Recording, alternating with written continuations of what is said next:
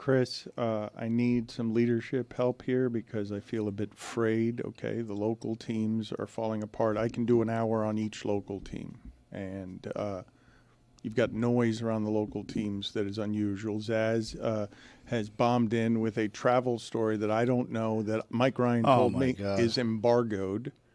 Your father is late again. Again, you just got here 4 minutes ago, so you're in no position to lead him and lecture him about late. And we got big shoes to fill. And Jeremy's eager to fill them, and we can't let him. And I want to talk about what happened with the University of Miami because I'm guessing a whole lot of people were laughing all weekend. But also the Dolphins. Where would you start, Zaslow? Where does Zaslow Show 2.0 start today as you have just mutual apocalypses for different reasons because of where the standards have fallen in this town in football? Dolphins, because I think at any moment Mike McDaniel's going to be fired today. And so you want to talk about the Dolphins before that ends up coming across the news. Okay, so you're saying that, but I don't like Friday to dictate where the standards are in this town because we got one bad football team and we've got one that wants to win the championship. And just because the other one played earlier, you're running away from what you said last week when you said the standard is so high. I said it loud. You said real loud. The standard was so Really high loud. on undefeated. Yep, that should be the expectation. And you won't even start your show there today because you want to fire McDaniel. You want to fire another one of these coaches. We've had how many? Man, we've had this problem down here since Wanstead Greer. You cannot spend 20 years trying to figure out whether you have a good quarterback or not. You can't spend 20 franchise years with Tannehill and this trying to figure out whether you have Jackson Dart or not. Well, and now it's not just figuring out if you have a good quarterback or not. It's figuring out how to manage having the worst contract in football. I mean, anyone want to dispute that? Deshaun Watson's is the worst in football. It's the worst ever. But it's a bad contract, and Kim Bokamper is saying yesterday that that's the worst quarterback performance he's ever seen. I heard that too. That's a little much. Scott Covington started a Monday Night Football game for the Rams like 20 years ago. It was pretty bad. Definitely Tua's worst game. Bokamper has been covering this market for 50 years. You've got still those old voices, Jimmy Cephalo and Joe Rose, protecting sort of the covenant, right? Back when the Dolphins mattered in the 70s, 80s, and 90s. See, Zaslow is doing something. Zaslow is going into the bin, old-time sports radio bin, and saying, oh, you always start with the Dolphins. You always start with the Dolphins. And I am here to tell you that over the last 40 years, what has better represented excellence in this market is the University of Miami, such that the standard is when they lose as a 2-touchdown favorite to Louisville, and even though they show you, yeah, that's a good team. Yeah, that's a good team. That's a playoff-worthy team that lost at home when their quarterback throws 4 turnovers. I think Miami's college team is vastly more interesting than its professional one. We're just in rinse repeat on what this professional one does. Like this, we blow out another management team. Well, we're angrier right now with the Dolphins and the Hurricanes, even though one of them matters a lot more than the other. It's Louisville. You think that the starting point on today's show should be Miami? Should be the University of Miami? And Louisville. Winners on face off, now the time is here. Mix them up as you're changing on the fly. Hit checks, head tricks are gonna make them cheer. Got the box start to chirp and riding high. Now it's time for action tonight's gonna burn this bar right up. Slap shot will right the left so nice. Let's go for a breakaway on the chase to raise the cup. We'll be standing on our heads till we meet them at center ice. Hockey is back, Jack. Hockey is back, Jack. Hockey is back, Jack, baby, and we'll meet you at center ice. And the defending champion hockey team won't stop losing. And Lionel Messi had a hat trick on Friday as well. A lot going on locally. Greg Cody is late. Greg Cody is not yet here. He will get here when he gets here. Chris Cody managed to get here. 5 minutes to spare. Only 5 minutes. I mean, I want to defend him, but I want to defend him because traffic. It took me 2 hours to get here today, but still. Just leave a little early. I'm just wondering how often you tune into any sort of daily programming on television and Stephen A. Smith is late. There was that one time they showed him like jogging outside the studio in Steeport to get in the building on time. One time. But I'm just saying, when has your local show ever started? Like, whatever it is you watch daily in sports, when does it ever start and one of the key hosts isn't there? Get Up has never started with Mike Greenberg late. Like, just any of them. I'm talking about. Was that one time with Dan Graziano? Is there not traffic in any other places? In New York? No. Los Angeles? Nah. Okay, just here.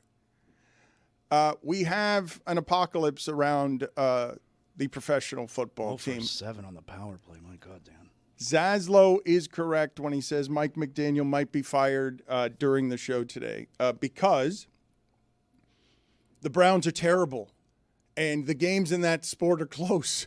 And you can't have Kim Bokamper outside the locker room saying that's the worst quarterback performance I've ever seen when Cleveland has scored 17 points in exactly 17 points or fewer. Exactly 11 straight games, and now they're a juggernaut with their third-round quarterback rookie who doesn't even have to throw the ball correctly. He can just hand it off because the Dolphins can't stop anybody. You remember when Josh Freeman had that start for the Vikings on Monday Night Football?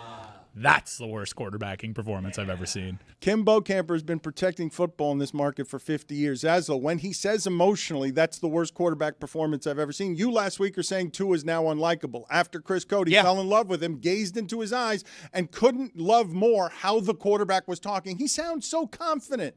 And now everything in leadership is broken. Like, it's you. You cannot hang on to anything in leadership because the Flames have swallowed, half a season in, they've swallowed everyone that everyone on this team was paid, banked on. Tyreek Hill, gone. Waddle's obviously not a number one. Like, they're going to ruin Achan.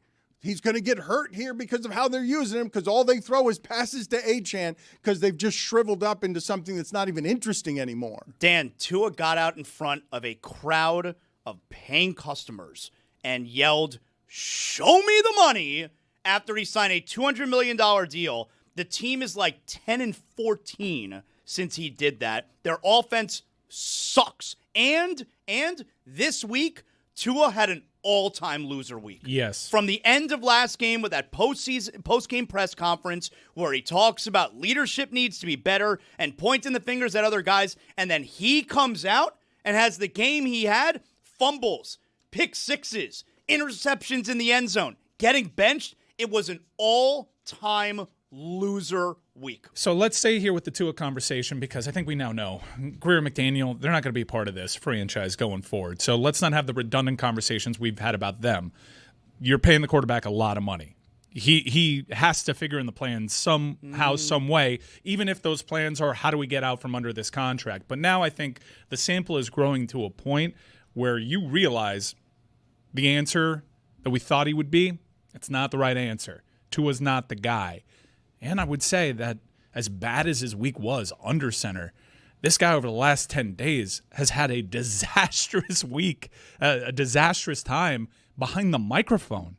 I have never seen a quarterback throw himself under the bus the way that Tua did. Not only in this clip is he going to highlight how bad his approach is to the game on the field, but he readily admits that he's not being a pro off the field.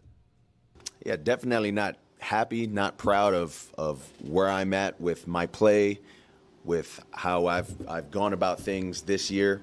I know I got to be a lot better, and I've been better for the Miami Dolphins years past, but this isn't years past. This is this year, right?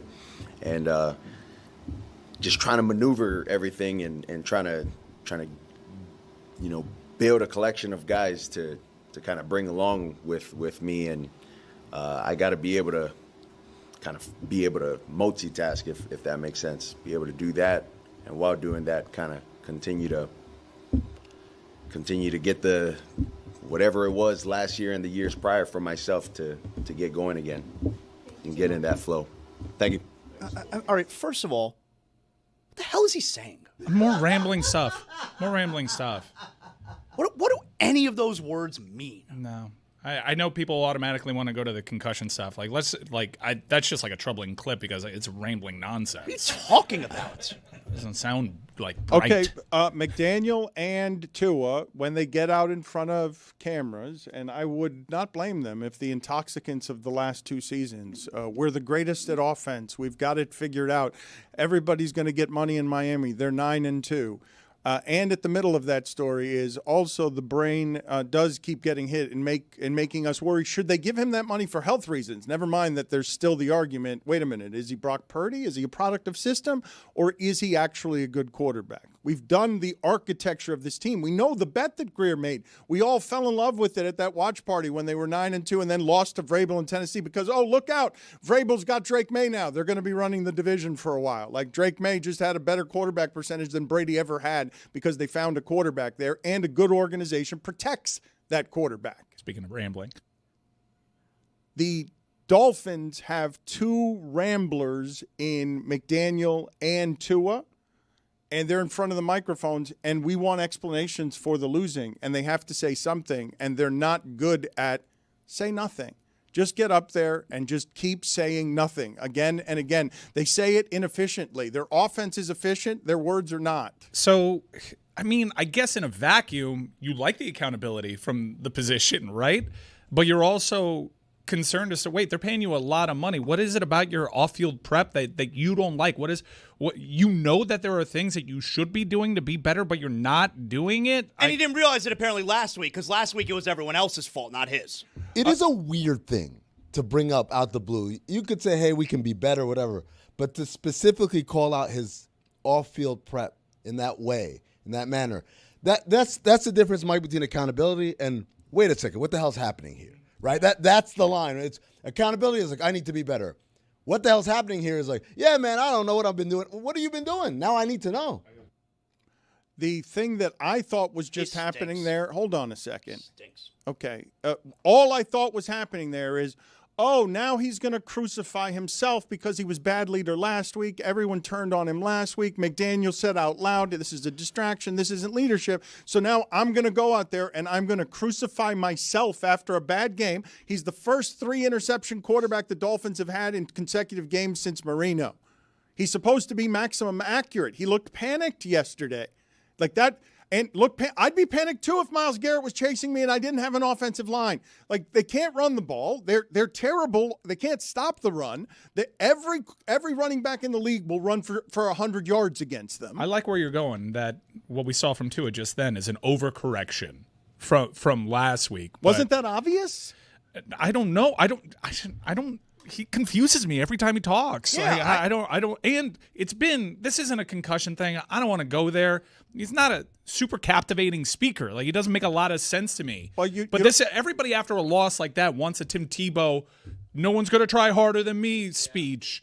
And this is just more loser talk from a guy. When he speaks, you're like, oh, you're never going to figure it out. Loser talk. Yeah, I don't trust you to figure it out. But okay, and I get that. But you know why he's never going to figure it out? Because they just lost 31-6 to the terrible Cleveland Browns. That's right. Because he's not a good football player.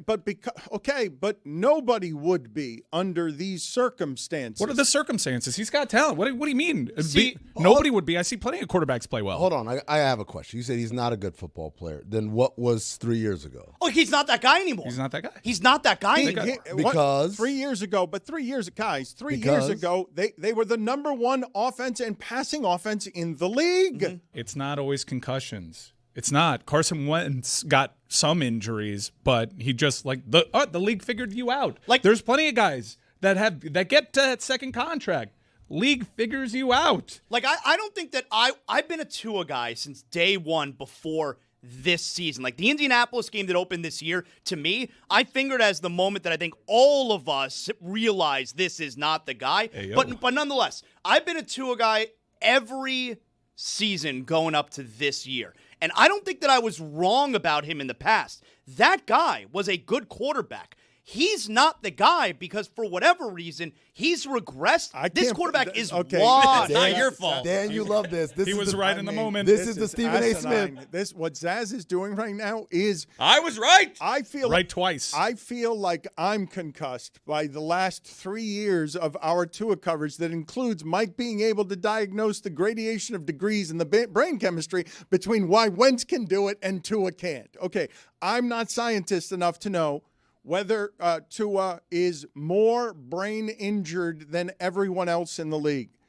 The quarterback that presently plays for the Miami Dolphins resembles in no way the quarterback that was the number one passer in that sport 3 years ago. It's not. It's unfair to just because I was able to come up with Wentz's name. Kyler Murray looked a lot different his rookie season. The league figures some guys out. Hell, Daniel Jones has come out the other side. He had to adjust to it. In fact, Baker Mayfield too. The league is full of guys that at certain points were like, this guy's done as a starting quarterback. He can probably pull himself out of it, but there's a lot of guys that end up being Blake Bortles that don't. But doesn't that prove my point that it's like, I don't know if we could say he's not a good football player. He is a good football player. Rather, the surrounding context of what he's playing under, right? Is it him or is it Mike McDaniel, who we haven't mentioned yet, and his post-game presser, because he sounds like he's had concussions. Yeah. I want to apologize to Brian Flores. Why? I'm sorry. Why? You were right about Tua. You see, you're doing what he said about Tua a couple years ago. He was right. No, I don't agree with that. People want to take that track that Flores was right about Tua. You're not right about Tua if the team invests a number 5 overall pick in the quarterback, whoever it is, and you don't even give him a chance. That's where Flores was wrong. You got to at least give him a chance. So Flores was not right. No, I don't agree with that. Well, let's bring it back to Mike McDaniel because this is like the third straight week we're all sitting by our phones waiting for the Schefter notification that probably won't come. Not You happening. think it'll be Schefter? Yeah. You think it'll be Schefter? It might be. Why don't- Rappaport, plus 500. Why don't you let it play out, guys? It's bad right now. What do you want? You want him to go? You want him to win 3 in a row? No. At this point, let's lose. Let him. Oh, you sit. don't want any changes? No. Let's it. This season's done. Let him stay. Chris. Let's be as bad as we can be. Chris, but here's the fear. What if they win 3 in a row with him as coach? I don't He's know. gone regardless. Does this sound like a guy? Let's play the video. Does this sound like a guy that is going to rattle off a win streak? There's a lot of guys that will have an important work week because we're not. I mean, if you are negatively affecting the football team routinely, I don't have a choice but to, assess a different player, and I have to coach a lot better as well. So we need. We're going to find out who and what we're made of. That's him saying he's going to bench Tua, right?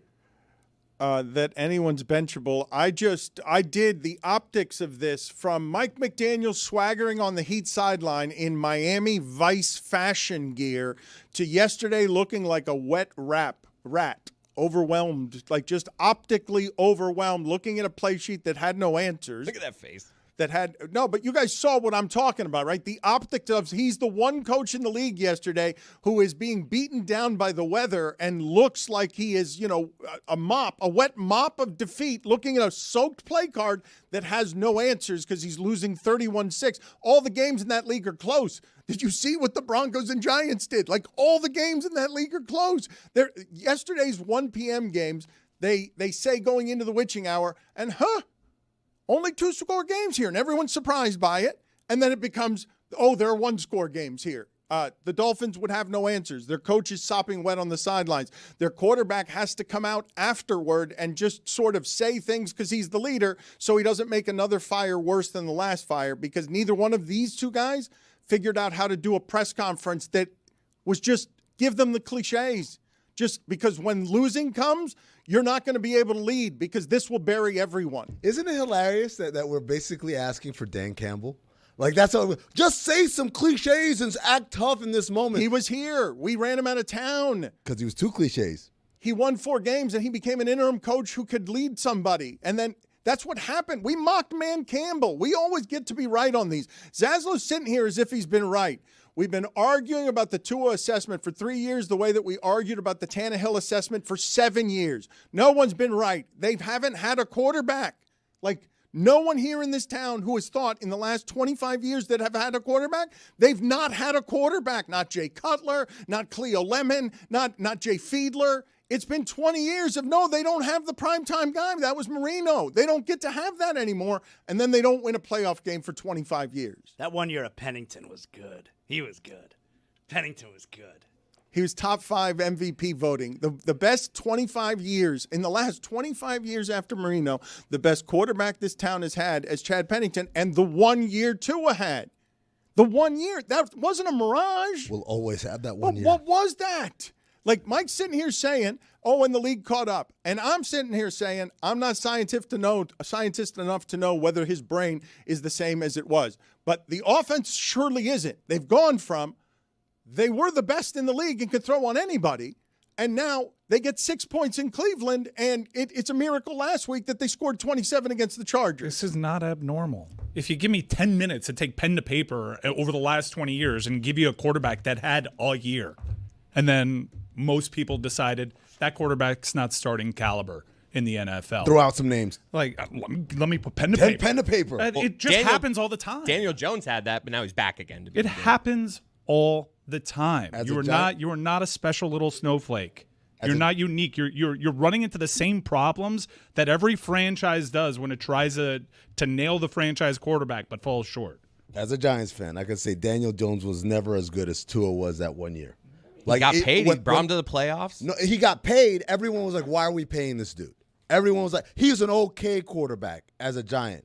Like, what's happening this year, this is shocking to me. But there was never a point where I felt about Daniel Jones the way I feel about Jackson Dart. Jared Goff made it to a Super Bowl and was basically thrown into a deal to make salaries work, and he was just going to hold it down, and they even drafted potential replacements to push Jared Goff, and then he figured it out. He went to a Super Bowl, but no one really felt that confident about him going to the Super Bowl. Like, they went to the Super Bowl because the team was great, because what's my man, the running back was incredible. Yeah, Gurley. But remember the year before, he's out dueling Patrick Mahomes on Monday Night Football in the ketchup versus mustard game. Guys, there's so much that happened yesterday because if I said to you guys right now, hey, Stafford's my quarterback and I trade him back to the Lions, they're the league favorite, right? If I trade Stafford back to the Lions, just like that, a player who left the Lions because the franchise made 2 of its previous best players quit, Calvin Johnson and Barry Sanders. Matthew Stafford goes elsewhere, becomes the quarterback. Everyone now fears no one wants to play that team in the playoffs because they're so precise. Like, this is an interesting conversation. I'd be curious if you guys want to have it because McDaniel and Tua are going to get swallowed. They're going to get swallowed by, oh, this is what leadership requires, right? When you're 1-5, if you're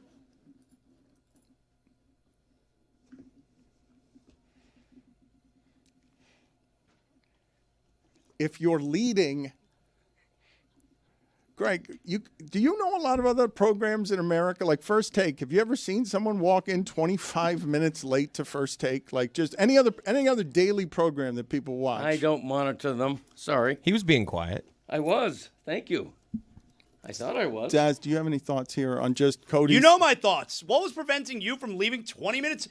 Let's start here, actually, because I scolded you about this a couple weeks ago. Have you adjusted your morning schedule at all since my, suggestion to leave a little bit earlier? I leave plenty early enough. No, that was my question.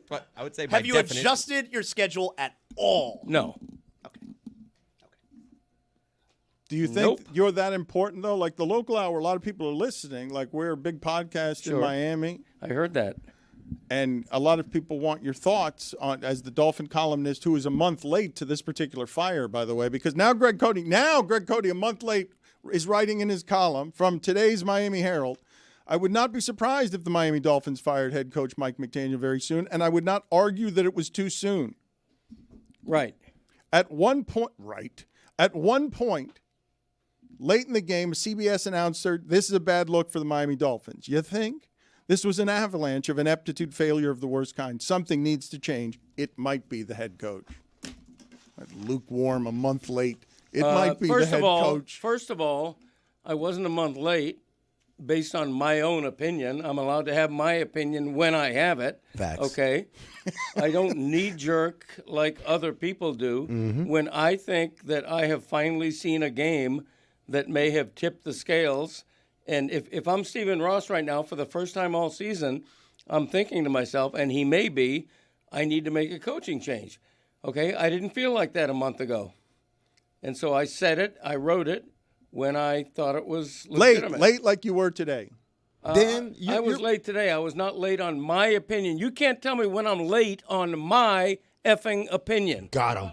I can tell you that. No, you can't, because it's my opinion. I own it. Shows aren't scheduled on opinions. Was that your computer?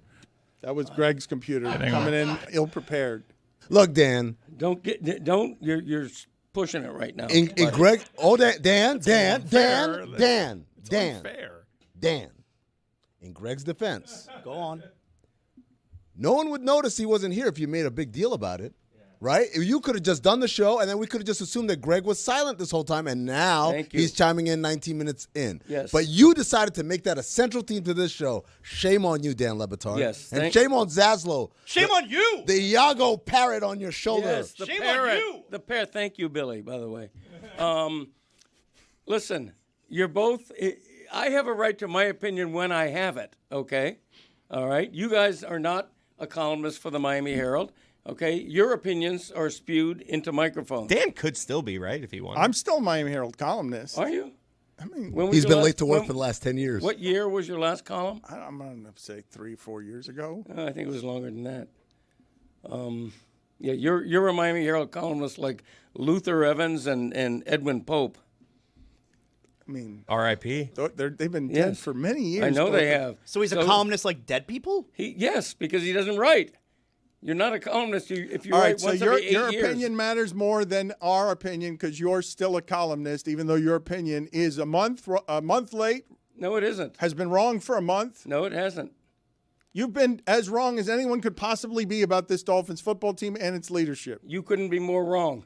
An opinion can be late. Like if you showed up today and you said the Dolphins are a bad football team and you're saying that for the first time this season, that opinion's really late.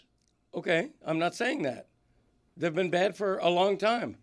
Okay, they keep reaching new lows. It was a new low the way they opened the season at Indy. It was a new low when they blew a 17-point lead to Carolina. It was a new low when they managed to lose to the Chargers by not protecting a lead with 46 seconds left. It was a new low again yesterday. The lows add up, and they make me, a reasonable columnist, say now is the time. If you want to make a coaching change, you make it now.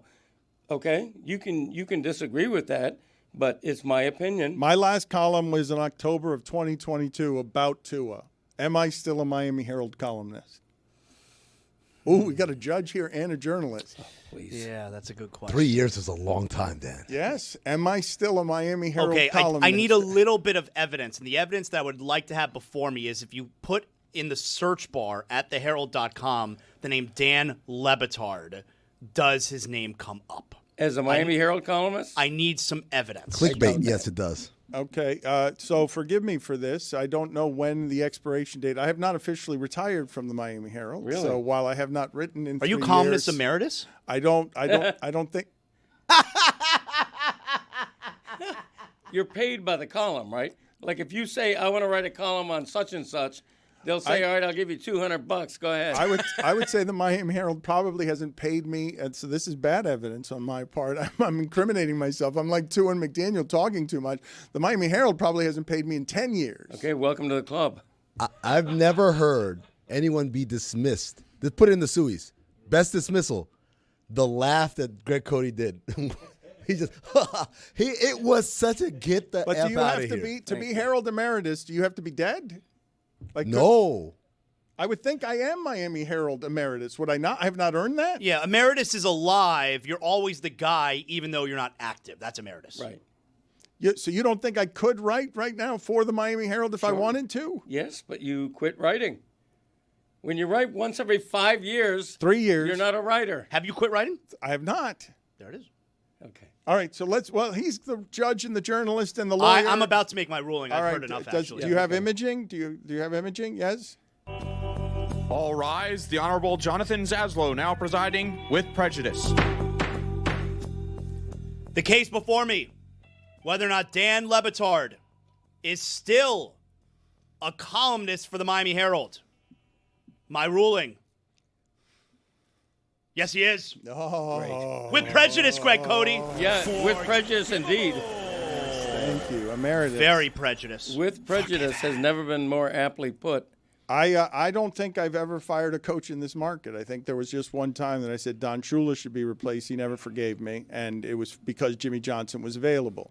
My opinion on this, as Miami Herald columnist emeritus, as ruled by Jonathan Zaslow, is that you just suffer it out with these guys with the knowledge that you are going to make a leadership change no matter what happens the rest of the season. Well, but how much does it play a factor that you want to show the fan base that you're willing to make big changes? Okay, so those are optics, and you could whatever the best management move is to, hey, yeah, we're going to fire them, but they're going to stick around for a couple of weeks because it can't get any worse than that. We need them to lead the shit show the rest of the way here, but we're gonna bring in a leadership change shortly. Like whatever, it doesn't matter whether you fire them today or 4 weeks from now. They failed. Like it's an abject, embarrassing failure. The wheels have fallen off, and what will get swallowed is their architecture, their money, and their quarterback, and it's all gone. Like Bradley Chubb, they were all in, man. They were all in piece by piece on we're going to get a pass rusher and Bradley Chubb. Like, and now you see what the Patriots are, what the Bills are. Everyone here must go. It's been obvious since before the season when they went into the season with no corners. You were late to that opinion. Okay, when you say everybody must go, Bradley Chubb's had a good season. Jordan Brooks leads the NFL in tackles. Devon Achane is a very good running back for the future. He's played very well. If they don't kill him. I haven't given up on Jalen Waddle. One catch yesterday. They have pieces, and they threw to him like twice. I mean, look, that's not a number one receiver, okay? It can be said. I agree. Oh, but I mean, he's a number two. He was drafted. He's playing like number 2. He was drafted to be a star. Like A.J. Brown. I appreciated that. A.J. Brown. It's a poop joke. A poop joke. I got it. That's right. A.J. Brown won yesterday's Eagles game because Brian Flores now gets to be right. The Eagles, that game's decided because a very good red zone team, 6 times the Vikings go into the red zone, 5 times they kick field goals. Brian Flores found a way to stop the tush push. You saw what he did? He invented something. This is what we wanted. Advance the game. Don't just outlaw something because it's hard to defend. Invent something. I think the next move is you stack them on top of each other. That's a great idea. They lay on top of each other. Hold on. We will get to because there was some fun stuff yesterday. We're not even halfway through the football season. Wait, we're still throwing dirt on the Dolphins, though. I took 10 minutes to put pen to paper. All right. To show you that you are not a special, unique snowflake, that this happens. Dan mentioned they went all in. Plenty of teams go all in. There's a problem with going all in. You can lose the hand and lose everything. Yeah, and on your way out, you can say goodbye to Jarvis Landry, Odell Beckham, and Baker Mayfield because plenty of teams go all in and fail. But in the last 27 years, I established a criteria. You either had to make a Pro Bowl, get to your second contract under the new rookie wage scale, be among the league leaders in passing, or take your team to a Super Bowl. Here is a list of quarterbacks that had their fan bases swearing that they found the answer at the position. Your criteria changes greatly what we were talking about. We were talking about what he was among the league leaders. He made it to the playoffs. He made it to a second contract. Outside of making it to a Super Bowl, he fits like damn near every one of those criteria. It's not about him fitting those criteria. It's about what we're talking about. Tua is this idea that this is the guy, and some of those criteria that you named, like for instance, getting your second contract. It's not that this is the guy. It's just like this is the guy for right now. Well, that wasn't the feeling around Tua that this is the guy for right now. The Raiders thought they had the guy in Derek Carr. Okay. They thought they had the guy. Okay. And after a year after giving him a huge contract extension because they found the guy on the rookie wage scale contract, and this is what you do. We had value at the position. We got to move on. Derek Carr gets benched the following year after signing a big-time contract. Not the guy. Derek Anderson for Cleveland. No. We've been searching for a quarterback. The guy makes a Pro Bowl, and this was before Tyler Huntley could make it to the Pro Bowl. No, not the guy. Josh Freeman, rookie. No. We nailed it. Among the league leaders in passing. We nailed that position. We nailed that pick. Nope, you didn't. Colin Kaepernick took his team to a Super Bowl. Okay, that's a different story there. He wasn't that good. Whoa. Blake Bortles. Mitch Trubisky made it to a Pro Bowl. No. Yes, he did. Carson Wentz was an MVP leading candidate. Mac Jones took his team to the playoffs his rookie season for New England. No drop off here. Bill Belichick keeps everything moving. Vince Young, Jameis Winston, you are not special. Tua is just the latest in a long line. Let the record show he took marker to paper, not pen. There you go. Mac Jones doing pretty well for San Fran, by the way. All right, let's. We haven't even gotten to the University of Miami yet, but I halfway through a season I really did think was done a month ago. I've also done this to the Carolina Panthers, and they're 4-3, and their season is still done. You're very premature, by the way, writing teams off. That's like your thing. You want to be first in line, so you sometimes make a ridiculous statement. No, the Dolphins. By the way, the Chiefs are doing pretty well right now. Yeah, well, that one. Yeah, well, so I'm gonna have to eat that one. That's. I should go ahead and concede. Gladly. I could go ahead and bend the knee now. Eat that shit. Did Greg run out of breath on a 6-word sentence? Pretty wild. Did I? Yeah, well, he's coming. Mac Jones he's coming hot because of traffic. He's late. He thinks he's so good at the game that he can just show up and be fiddling with his equipment while also giving an opinion. He said putting words in Greg's mouth as usual. I didn't say that I was so good that I can afford to show up late. Traffic said that. Why don't you call the mayor of Miami and ask him why he has the worst traffic in America? Why, when school is out and traffic should be light, it took me more than 2 hours to get to work today. Why call the mayor right now? He's the one who's got to explain, not me. If you think I'm going to start leaving my house at 6:15 in the morning to get here at 9, it ain't going to happen. Paragraph. This is an unfair shot of an empty roadway right outside our studio. It does fall under Miami's jurisdiction, whereas much of the traffic that Greg encountered, I think, was outside of county lines. And yin yang. So your excuse. I just want to be clear. I wonder how many other employees in Miami are getting to work late, and then their reaction is, bleep off, call the mayor. I'm blaming the mayor. I just like how if you're scolding Dan that if you believe I'm going to leave at a time to get to my work on time, right, you're nuts. That was the crux of your argument. Yeah. So you don't have to draw a line then. Okay. In other words, if necessary, you would leave your house at 5 a.m. to get here at 3. If that means that I have to get to work on time, I have to do it. Yes. No, you don't. You draw the line. No, you literally do. You take a stand. I take a stand. And by the way, who appointed you judge and jury? Yeah. How did that bit happen? This isn't about me. No, no. Let me know. How did you become the judge? Because everybody knows I'm good at judging things. Is that right? Yeah, that is right. Wow. Okay. Yeah, we know this. Everyone knows. And he's a journalist. Okay. Yeah. Yeah. Okay. Who appointed that? Okay. I got a degree from the University of Florida. That's who appointed it. Yeah, you did. Journalist. What's that Panthers shirt? Florida Panthers. That's my squad. Oh, wow. Reigning Okay, champs. sure. I love them. Yeah. 0 for 7 on the power play. Impartial journalist. Anyway, where were we? We've got to get to the University of Miami because we've been derailed in just Dolphin talk. But I do believe that the things going on in Miami that I do believe that we have a number of things in Miami going on that rival some of the other things going on. Maybe not that Denver Giants game because that was batshit crazy. Damn. The end of your NFL Sunday was an insanity against all odds. I ask you, please, somebody look this up for me. What the hell would be the betting odds on team gets held scoreless for 3 quarters because the Giants do something very correctly and then scores 33 points in the 4th quarter? What are the odds against whatever the hell happened at the end of that game? Yeah, bad teams find a way to lose. We've seen that in Miami. We saw it with the Giants.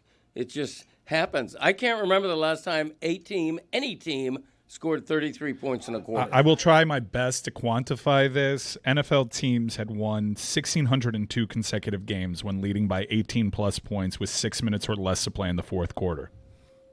At one point in that game, the Broncos were 60-1 to win money line. You could have got them at plus 6,000. If you led in the last 6 minutes by 18-plus points, NFL teams had won 1,602 straight games. Courtesy of Steve Martin, that stats bureau that he runs is incredible. The Giants led 26-8 with 6 minutes left. I mean, granted, they did miss an extra point. It should have been OT, whatever. Yeah. So it was tough luck. But still, when Brian Daboll gets fired, and it's a win, not an if, he will look back on a game like this as like, wow, here, give me that nail, give me a hammer. Where's my coffin? And then all the games are close. All the other teams are interesting. The Dolphins are only interesting because everyone in the league is looking at them and the Jets and saying that's how it all falls apart. That Garrett Wilson goes out, and that's how bad organizations fall apart after the Patriots dynasties have been running this division for 20 years before Josh Allen took it. Right, like my father asked me. My father came over to watch the game with me, and it's like, what's the next move for this team? What's the outlook? I was like, there's no outlook right now. Like, there's no light at the end of the tunnel right now. And that's why, like, Brian Daboll, I don't think he's going to get fired because Jackson Dart improving throughout the season is by far more important than them winning games. And Jackson Dart looks kind of good. Like, I don't think that's the light at the end of that tunnel. But Jackson Dart now infuses hope and value at quarterback and personality, and that's how the Giants swing a losing season into an interesting season. Right. As the Broncos are two field goals from being unbeaten, and we know the Colts are good. Like the Colts have now announced themselves as, no, this can be trusted. We are good. We are a precise thing led by a quarterback who's going to play precisely. But as we all know, Jackson Dart playing 2 or 3 good games in a row does not mean he's going to be a really good quarterback. But there's hope. That's sort of the point Mike was making. We're not avoiding the Canes conversation. We're going to have the Canes conversation. I don't want to have the Canes conversation whatsoever. We are not doing that. We are not doing that. No.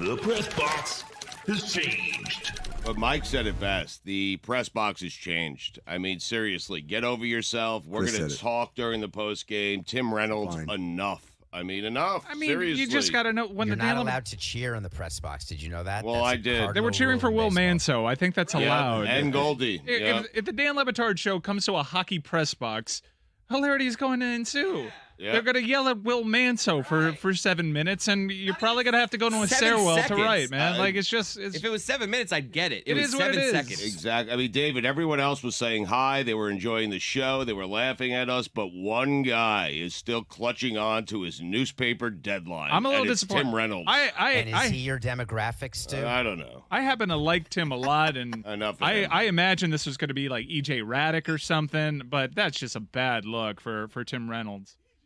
Listen, I went up to him afterwards. This was the best part. Stugotz is like, I've known Tim for years. I'm going to go fix this. He walked to Tim and walked right back very quickly. Yep. It was a very quick interaction. Well, he was writing. Okay? He's on deadline. Enough of the deadline. It's a we're on deadline.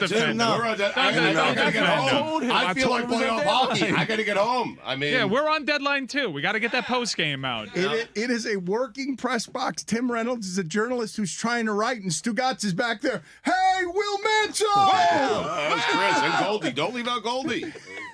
We're on deadline too. They're going to kick us out of that press box a lot sooner than they'll kick out Tim Reynolds, who's just typing away. That's just, those writers had their game stories done before the end of the Precisely. Yeah, a good writer, right?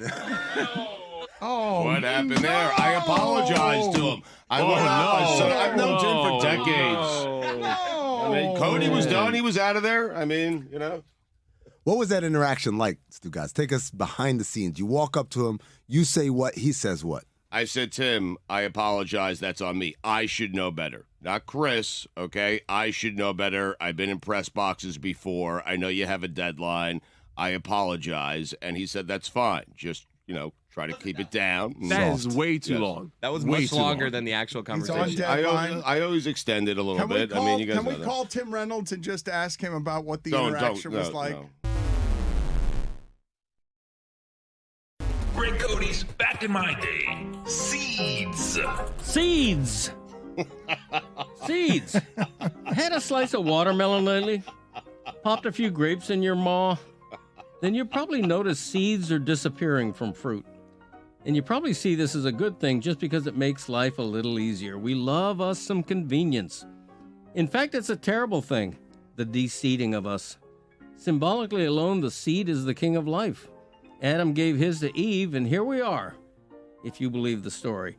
If they take the seed out of humans the way we have watermelons, we're all dead ducks. Oh, Beans, peas, rice, coffee, corn, all seeds. Flour and oil started as seeds. All hail seeds. So what the hell is happening? In exchange for convenience, we are not valuing the seed's impact on health, biodiversity, and our food system. The genetic variability of most plants require seeds as essential to their evolution. De-seeded, artificially homogenized fruits rely on human intervention in the reproductive process, exposing the fruits to many pathogens. Plainly put, seedless fruits are not as good for you. They contain less fiber and have fewer minerals and vitamins than their seeded natural brethren. Seedless fruits also have fewer antioxidants, plant-based nutrients, and anti-inflammatory properties. But enough about this science. Bring back seeds because seeds are fun. Not to mention aesthetically and visually pleasing. Kids growing up today have sliced open a watermelon, have never sliced open a watermelon, and experienced the joy of seeing that juicy red flesh dotted with embedded black seeds. Nellie Doogie used to tell us if we swallowed a watermelon seed, a big melon would grow on our belly.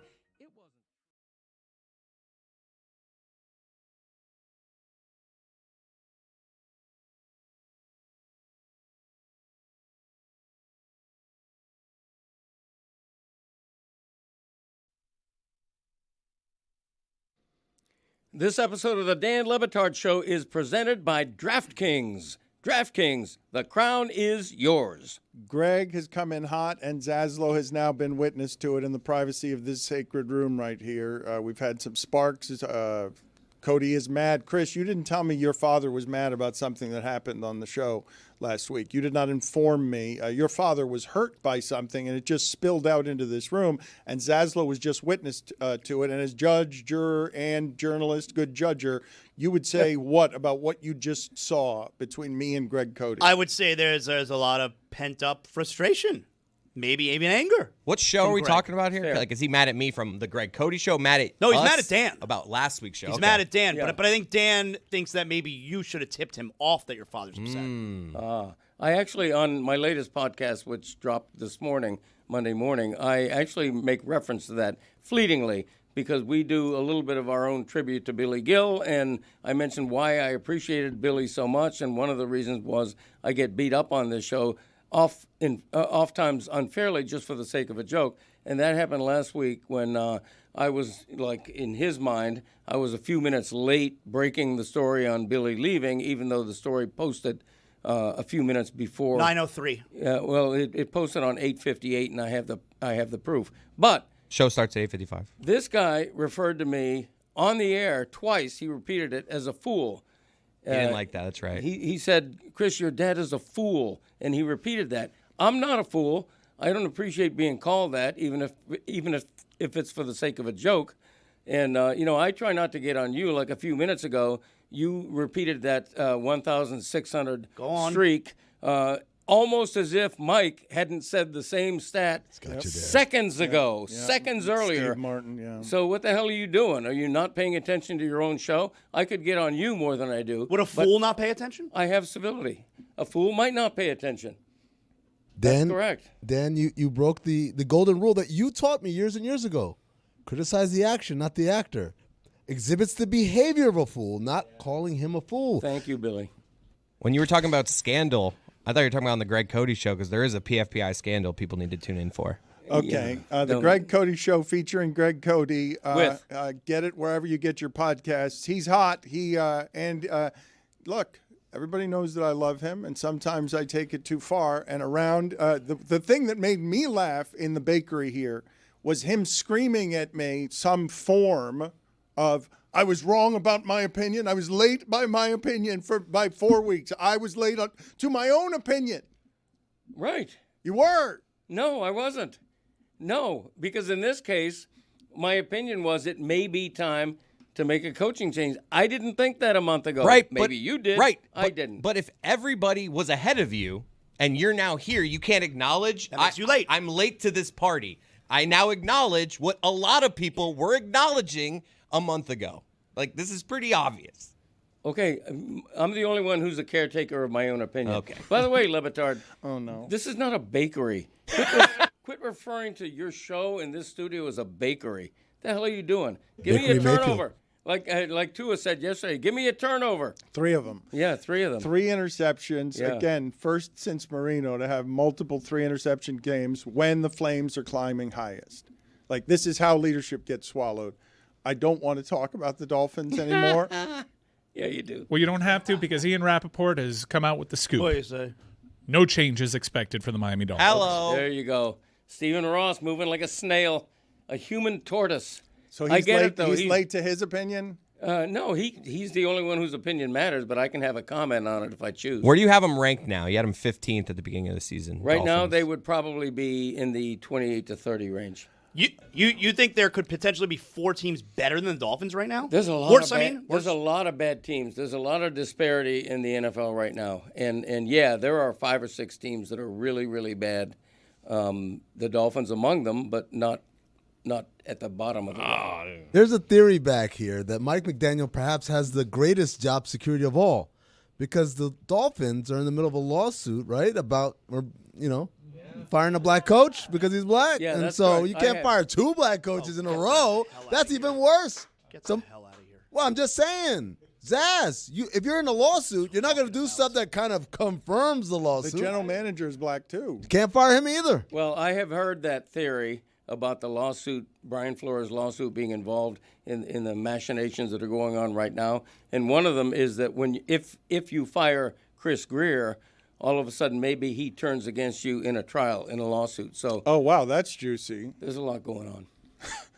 I mean, I that's. wonder if they're hiring. But I hadn't even considered that. That's juicy, though. The idea that Stephen Ross couldn't and wouldn't make a change. It's not because he's not frustrated. It's not because he hates the customers. But, like, really? I'm going to take the optic hits on that as well at the end of my life? Well, I still believe firmly, and I would bet big on this, that, McDaniel gets the so-called vote of confidence right now. Fine. I don't know. Can how you legit imagine that if is. Stephen Ross comes out today and gives a vote of confidence? Yeah. I mean, but that's what you do, right? If you don't want to fire your guy and you don't want him to twist in the wind, you say, no, But you we're guys not are all considering a change. consistently saying just lie to your people. McDaniel, stop talking so much. Tua, stop talking so much. I used to like it when you talked a lot, but now you're losers. You're not 9-2 anymore. Stephen Ross, say something. Don't say that. Say something different. Like, that's why the conversation around this team, it's the same thing happening around the Jets. You cannot feed your customers. The game's too expensive. You can't have an absence of hope.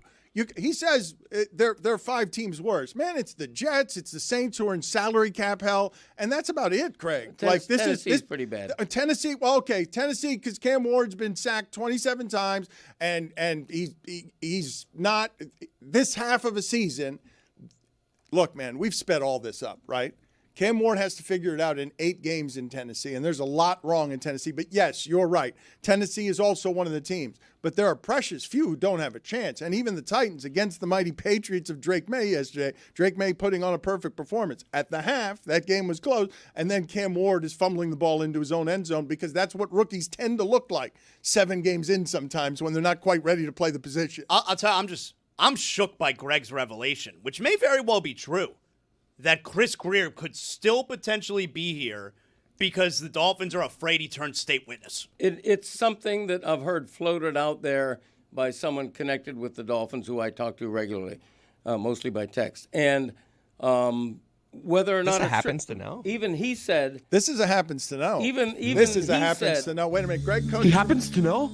Great Scott, he happens to know. He happens to know. I get what you're doing. Gather everyone. Get the children.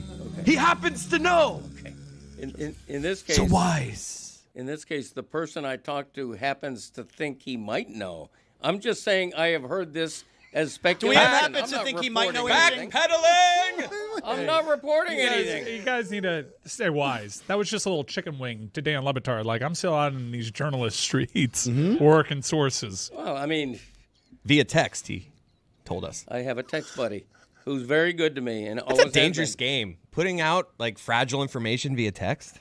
No, it really isn't. I would think the real reporting these days still happens with a phone call. No. You don't want that in writing. Chris, you don't want that in writing? You want your voice on the record? Sounding like Donald Sterling? Like, is this your voice? No. If they text it, you can say, that's not me. Yeah. He just he changed someone else's number and put my initials there. That's not me. I got to hear it. Right. If I see it, it's not true. I got to hear it. Okay. Not all sources are local. Mm-hmm. Okay. See? That's journalism. Not all Dolphin sources live in Miami. You can call anyone that's not from Miami. I know. So you can text as well. You got that unlimited plan? You're the one who told me there's no such thing as voicemail anymore. I tried to leave a voicemail with this kid. It says mailbox is full. Ooh, and interesting. He's like, nobody leaves a voicemail All right, anymore. you brought up voicemails. You said you didn't want to play this. Now we're playing this. No, on Saturday no, night. No. Go on. I don't want to play that. All right, I'll set it up for the audience. Then we can decide if we play it. People can go to the website. And, Our website? Whatever. Our podcast. Whatever Greg, the hell it is. Greg, hold on. Just trust your son for a moment. The bakery. Who's in the bakery? Yeah. He's one of our governing chefs. Yeah. Okay. He can explain it, but don't play it. PFBI picks are due Saturday at 1 p.m. If you don't get them in by then, that's not fantasy. It's sending in our winners for the week. Send in by Saturday 1 p.m. If you don't do it, you start getting texts. If it's like 4 or 5 p.m., he sends a text. This is the last text. I will be calling.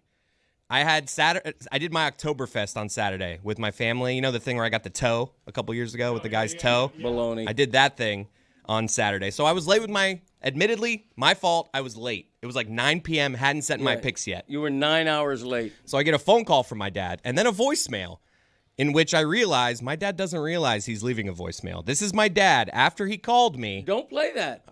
No, Okay. I don't want that played. Why? If you want to listen to it, it's on my podcast. I don't want that played. He sounds hammered. For a That's couple why. of reasons. You don't want to play because you want to hear it first on your podcast. Well, that's part of it. Oh, sure. come on. Oh, come on. Says a guy who has a podcast and would do the exact same thing as I I'm would doing. not. Yeah, you would. I've literally Liar. I've never withheld information here for my podcast. Yeah, is that never. right? Yeah, that's right. okay, There's the fine. toe from Oktoberfest.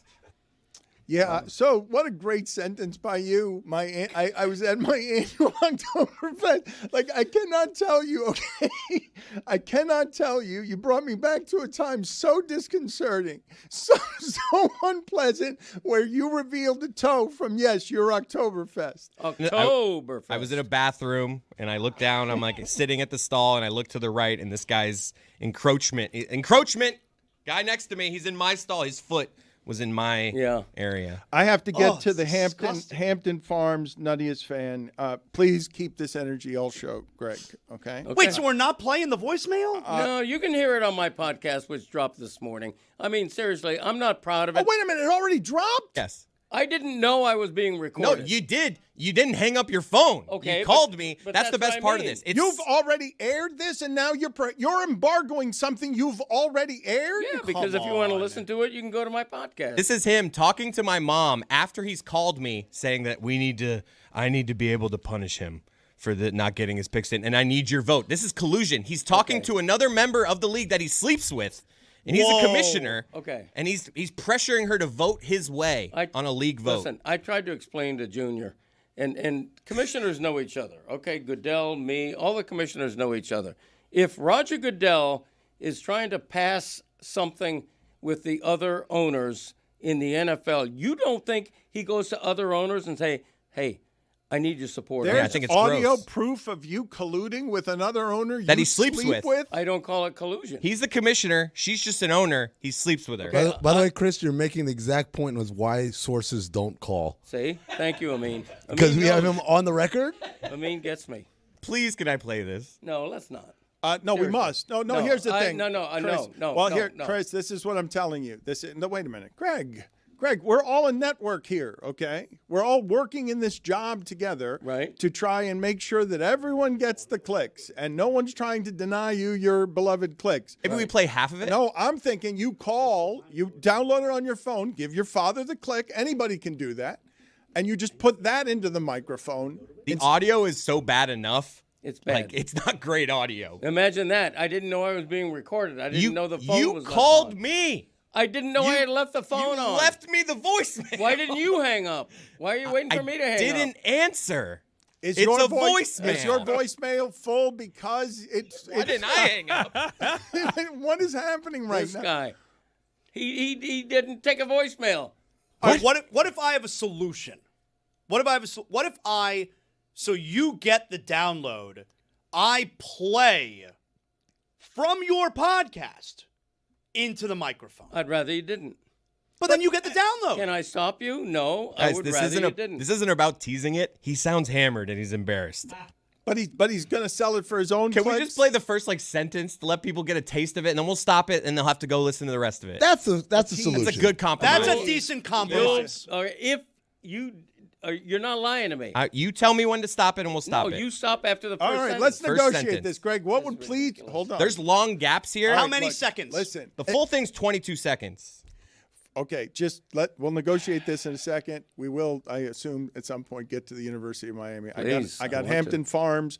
I have to do Nutty's fan, and I got Tony's top 5 is lingering out there. He wants to give us.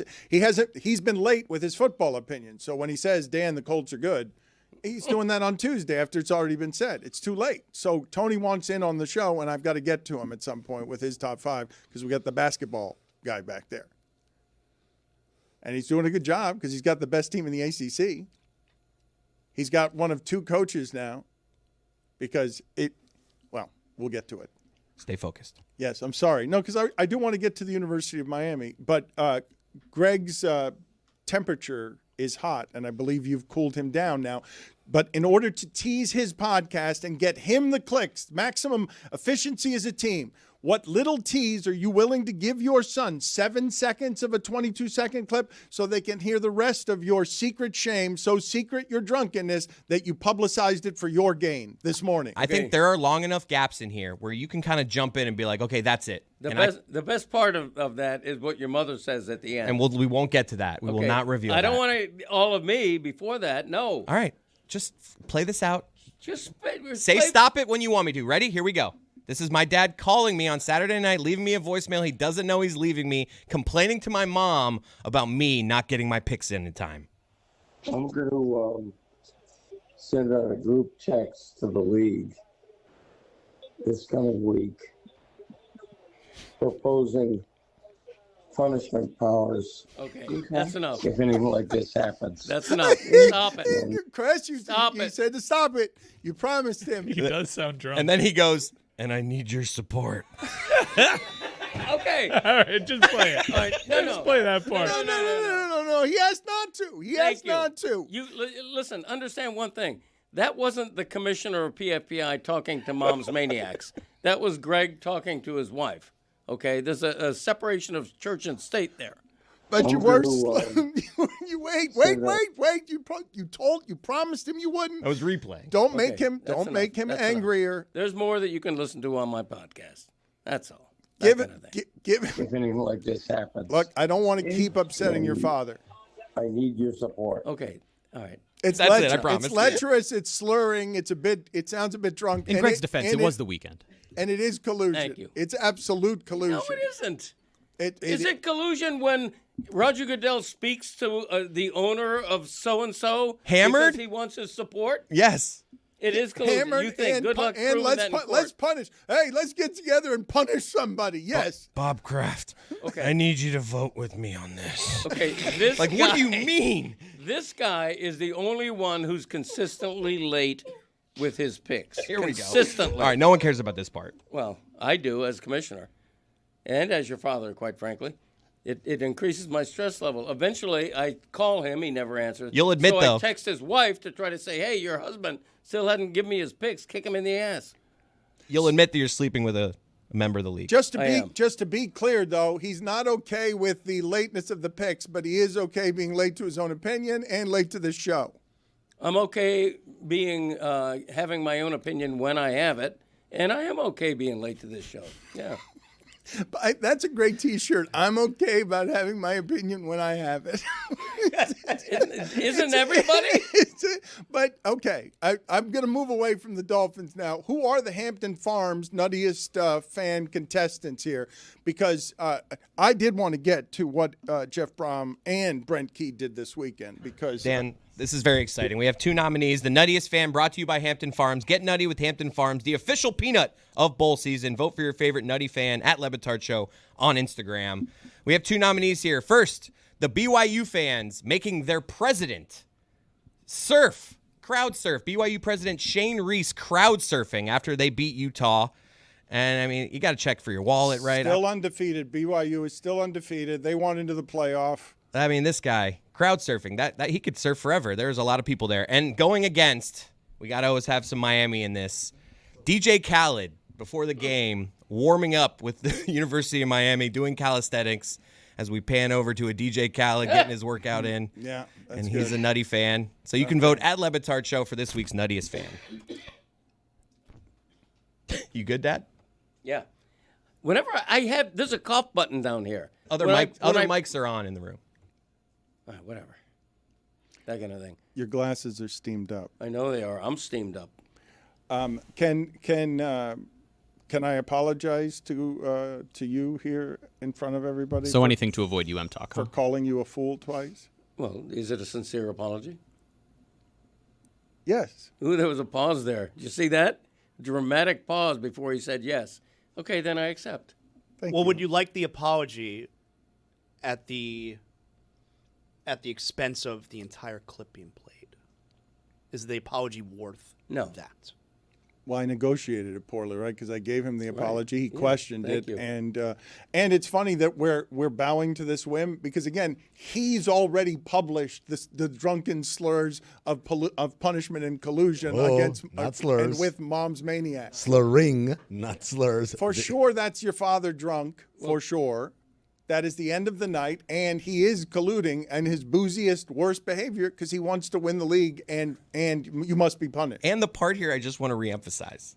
A lot of people are like, oh, there's PFPI, shtick, bit. He has no clue that's like, he thinks that is just him talking to that is so genuine of how serious he takes it. That's my favorite part of it. If I knew I was being recorded, I would have had a little more liveliness in my voice. I sounded like I was coming out of a crypt. I mean, ridiculous. I'm going to send out a group text to the league this coming week proposing punishment powers. Okay, that's enough. If anything like this happens. My mom, okay. I love my mom there. Just like, okay. I've tolerated so many calls like this. She's got go get her voicemail. It's very patronizing. I bet you her voicemails are littered with we should hire like investigator Ted Wells. I'm sure there are dozens of messages. I'm sure. I'm gonna need your support. We could buy from your mother just eternal shame for your father, which would be a trove of like a dozen messages like this that he calls whenever he's had too many beers. I need your support. All right, look, we're an 8-team league. Look at that collusion. 3 people, 37.5% of the league are in his house. And you're never going to hear me saying that to them, is my point. Because you think it goes without saying that your wife and your daughter are going to side with you, so I need to marshal and corral the other people. I need your support. Damn right I do. And nobody in this family takes it as seriously as he does. Thank you. And proudly. I invented PFPI, although perhaps my brother did. One of us invented PFPI in 1969 in a corner bedroom in 1440. I need your support. I do.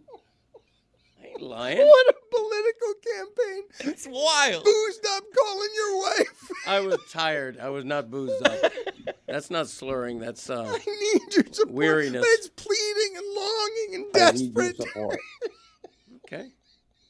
How thrilled were you when you stumbled upon it? Oh, my God. I'm like, thank you. I just started clipping it and texting it to all my family. In Greg's defense, I mean, voicemail quality makes that sound a lot worse. Thank you, Billy. He's right. You know, it's not my fault that it was a bad tape. Whatever. Recording. So if you want the full, hear my mom's reaction. Here you go. Yeah, there we go. That was funny. This is the promotion he's always wanted. Not this way, obviously. Greg Cody thinks I do a shitty job of promoting his podcast on our network. Not today, always. Not always. Today, our audience is going to make you soar into the sky, searching out what was the leader of Mom's Maniac's reaction to her drunken, slurred call from the commissioner and being caught on tape in what is clear and obvious collusion. I need your support. I literally have it queued up. Look, the Greg Cody show. We should all play it. Featuring Greg Cody. not. It's queued up We should on all, my we should phone. all give them the clicks. We should all play it at the same time. We should all we should have. I've got the timestamp and everything. What's the timestamp? Give it to me. 52:42. Let's all do it at It's once. late in Let's there. have our other employees from the other room come in and all click on the podcast and all air this, echoing into eternity so you can get all the clicks. Hey, how about those hurricanes, huh? I got to tell you, Mike will agree with me. For a 24-21 game, ostensibly a close game, that was an ass-kicking. I can't believe it looks close at the end because the Canes, and I'm a big Canes supporter, big Mario guy, and still am, but the Canes just crashed. They got their ass handed to them. Can you be a Kane supporter if you're a journalist? I need your support. When I say I'm a Kane supporter, what I mean is I think they're really, really good. I think they have a chance to win the national championship. But they are good. They are good. Yeah. But they if you have 4 interceptions, they were lucky that none of Carson Beck's interceptions have turned into points. He had 2 on one drive. Yeah. Right, that was such an atrocious call. That was the worst interception that he threw, the one that didn't end up counting. Yes. It was a bad route, though, I think. Right? You could That's what he crush. said. That's what he always says, apparently. You could crush him and them today because they disappointed what we thought, what we were talking about, as if undefeated Hurricane teams from yore are still the standard today when teams are going to lose once and twice a season. But that is a good team that ended up losing exactly the way that a more talented team will lose, which is the coach took away your stuff on the other side. You're very good at pass rush. Here's Jeff Brom with 2-second drops and just throw it into the ground and it's fine. We'll figure it out. You're not going to beat us. We're going to let that quarterback beat us because what we're going to do is go ahead, Mario, with Fletcher. Headbutt your way down the field. Try it here. We're not going to allow that very good, tough running back to get off in the middle. You're going to go to the outside? No. You're not going to go to the outside with speed? No. You're behind early in the game, and now what's going to happen? You're going to throw your way back into it, and you got one real playmaker that you're just going to keep throwing the ball to, and that's how they're going to lose. They lose at home. They shouldn't lose. They were a 2-touchdown favorite. Mario Cristobal now has 5 of those losses since 2022 as a 2-touchdown favorite. It's how he's going to lose. You're going to run into a Georgia Tech, and you're going to have the better players, and they're going to be more disciplined in some ways. They put you down 14-0 with a fake field goal, and now your quarterback needs to sling his way out of it, and that's how you win the Heisman. Yeah, that 13.5-point line was absurd from the get-go, and that's why it sank down to 10 points by kickoff. But, look, they just got there, and Jeff Brom out-coached Cristobal. And I rarely say, that part was obvious. Yeah. You take away their pass rush and throw everything in 2 seconds, and you simply cannot run the ball. And your quarterback, guys, this part was simple. Carson Beck was unbothered.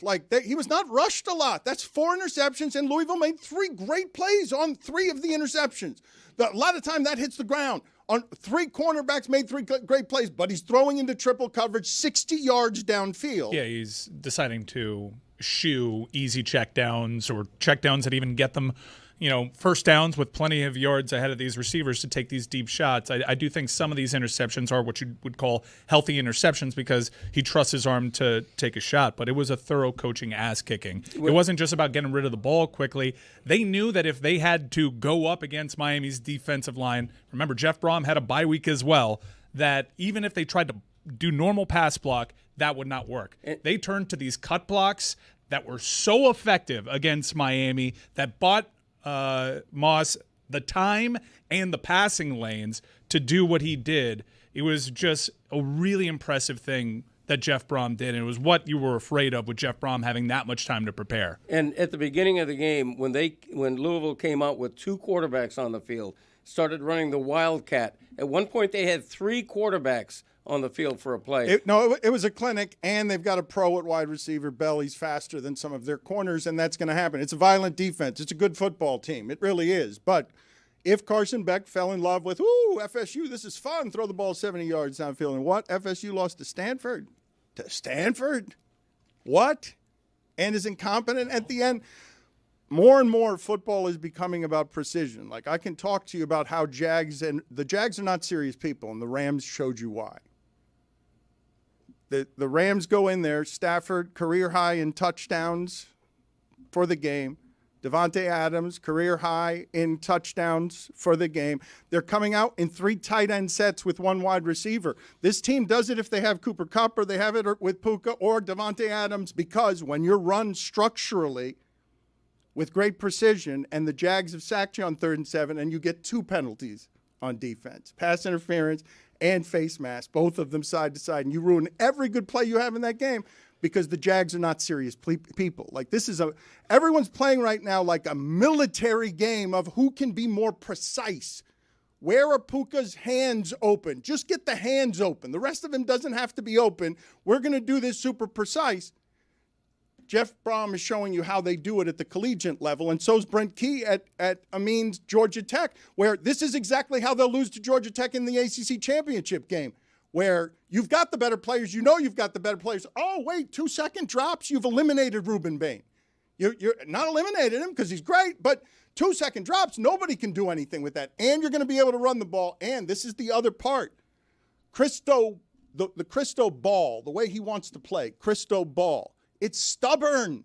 It's Fletcher headbutting you up the middle. There were no outside runs in that game. Miami's fast. Yeah, Miami can turn the corner. I think the conservative nature of the runs, we covered this against Notre Dame and a little bit against FSU, is I understand wanting to run the ball. I don't understand why you're just married to the A gap. If I'm Jordan Lyle, I wonder what am I doing with my time down here in Miami, because they're not going to give me the opportunity to do what I do better than anybody else in that running back room, which is turn the corner, get to the second level. It was very frustrating. You knew that Jeff Brom, look, he's done this. He's done this at Louisville. I think Louisville hasn't lost a game in the last 2 seasons by more than a score. He always makes up for talent deficiencies, even when this is probably the worst Louisville team of He's got of 4 the few top years. 5 wins. He's going to be the next coaching guy. He did it to Ohio State when he was at Purdue. He's a really good coach, but Miami, like that's how you get beat. You stay married to the A gap. You're undisciplined, and you get all these procedural penalties that back you up. The Okunlola one was just mystifying. And it was a really bad effort. And yeah, I guess you're encouraged that you had an opportunity to win that game at the end when you put up an F+ performance. Were you surprised they weren't more conservative in the end there when they were obviously in field goal range? Like, Carson Beck spoke to it. It's kind of for a pass play. They like the play that they had. It's a conservative call in that situation. They were in game-tying field goal range. Mm-hmm. They were.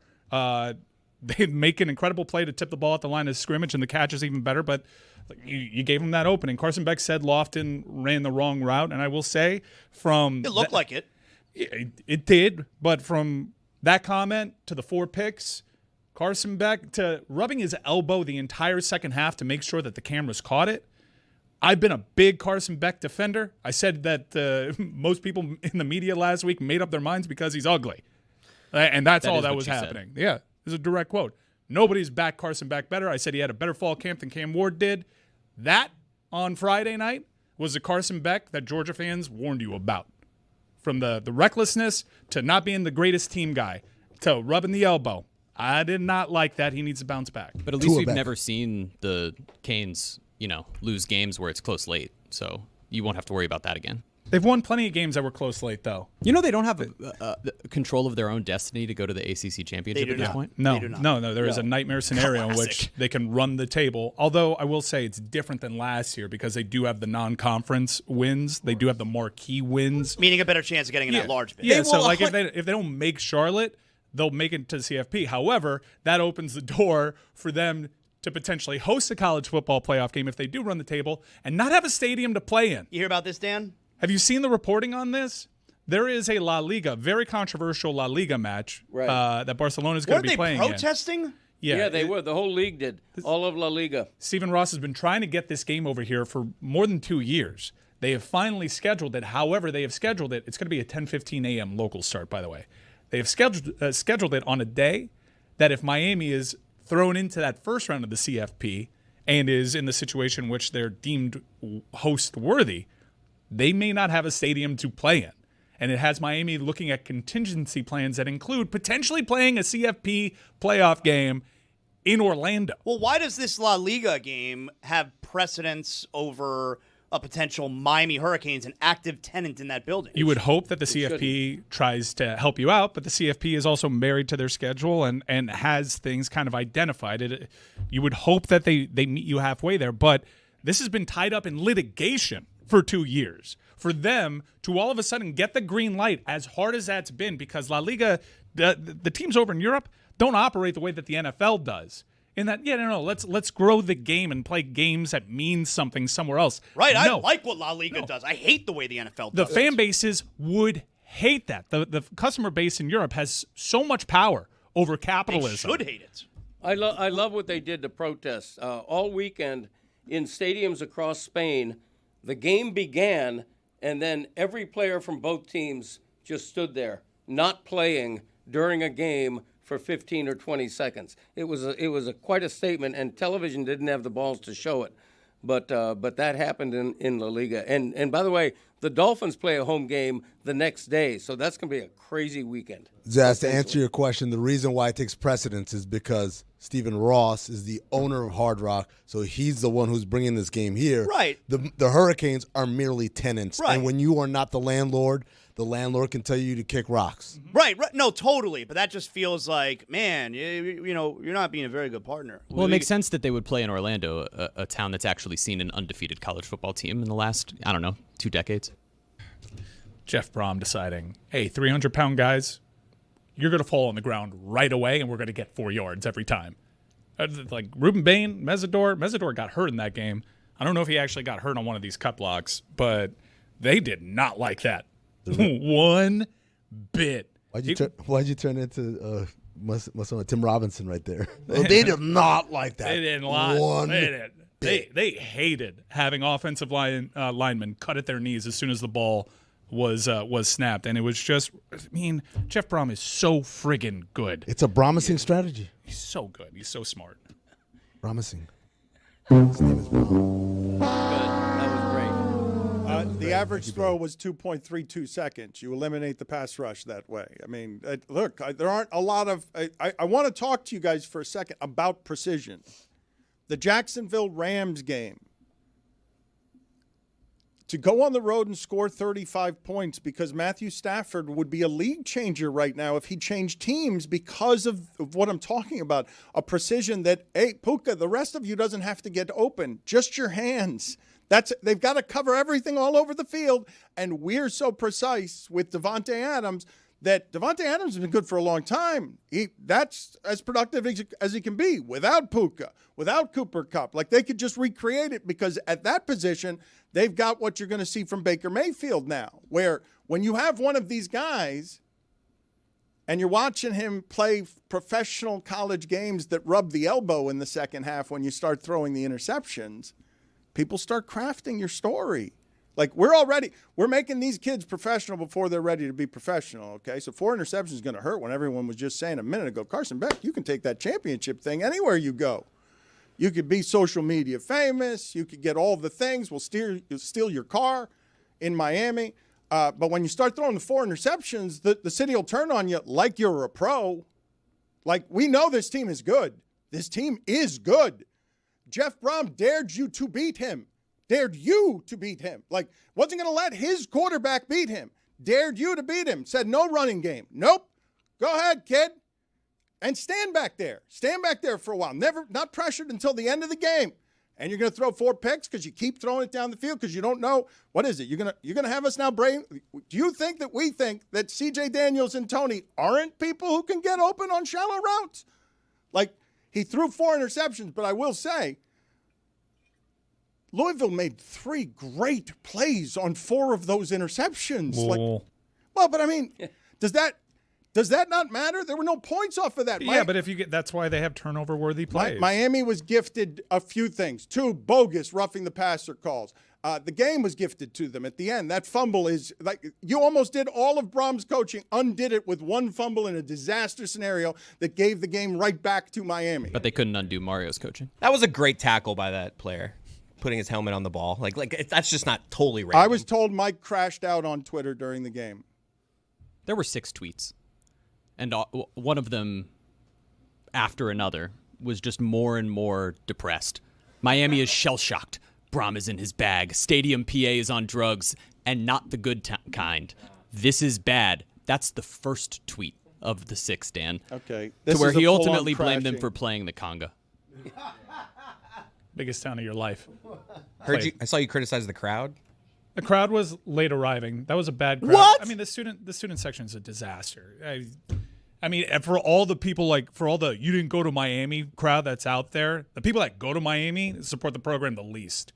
It's revolting. And the PA has been an experience all season long. What do you say? The game operations tried to do something new. First off, figure out a uniform level of sound. No one heard the team come out. You do this whole in the air tonight thing. Volume was so muted. That must be why they lost. You didn't set it.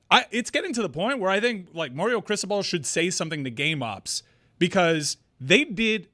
All right, the fake field goal that everyone knew was coming except for Miami. That was a perfect chance to take because if you're short, you still get the first down. PA is like, first down, Miami, after it was ruled it was short of a Can't do that, Dan. You got to know. touchdown. Can't do that. No, and Miami players were celebrating as if they stopped him short of the goal line when they got the first down. Wait a second, Mike, was this a new PA guy? It's the same PA guy, although he's been bad. Sometimes he's been getting our players wrong. They tried something new when Carson Beck ran out. It's like, now leading the team, Carson Beck. And you're like, what is this? This sounds whack. There was one time where we almost got an interception, and the PA is like, that was a close one. It was just cheesy and corny. And I know DJ Volume gets a lot of crap playing the conga before the biggest third down of the game. No, you said of your life. That's not DJ Volume making that call. It's game ops. Let me fire up this crowd with conga. We're not supposed to be this family-friendly atmosphere. You can toe a line between letting kids make sure they're safe here and playing some music that gets people pumped up. I mean, we're doing Sweet Caroline at these games. We're playing Black Eyed Peas. What the hell are we doing? I do think it's fair to say that when you win 5 games in a row, nobody gives a shit about the PA. Not true. Or what's being said. Not true. People are angry at the in-game presentation. They've been going at a DJ, perhaps some unfairly, to the point that the DJ's putting out notepads I'm sorry, it's my bosses. There's game ops. I'm not playing all these songs. It's been a thing. And to be fair, nobody likes a PA who editorializes. No. Just tell us who caught, who didn't catch. It's a gift. Yeah. There's a skill to this. There's an energy in a crowd. I miss Jay Rokeach. Mike, if the PA keeps playing like that, you got to be worried. You got a home game against Stanford coming up. That's going to be a little bit nerve-wracking. They just pull off a big conference win. Then you travel to SMU. I don't like what you're doing. Then it's home against Syracuse. What's with your little dickish State? Voice? What's with your little dickish That's voice a talking dickish to me? voice. Is his voice little? You're going to or go is to it- Blacksburg and win a game? Nobody goes into Blacksburg and wins a game. Not at Virginia Tech. I don't care where they're at. Are we At having a real Pittsburgh conversation? at the end of the year? You Why got to don't be nervous you're not going Why to don't make you it play at a grown-up? large. Try a grown-up voice. Dickish. I need your support.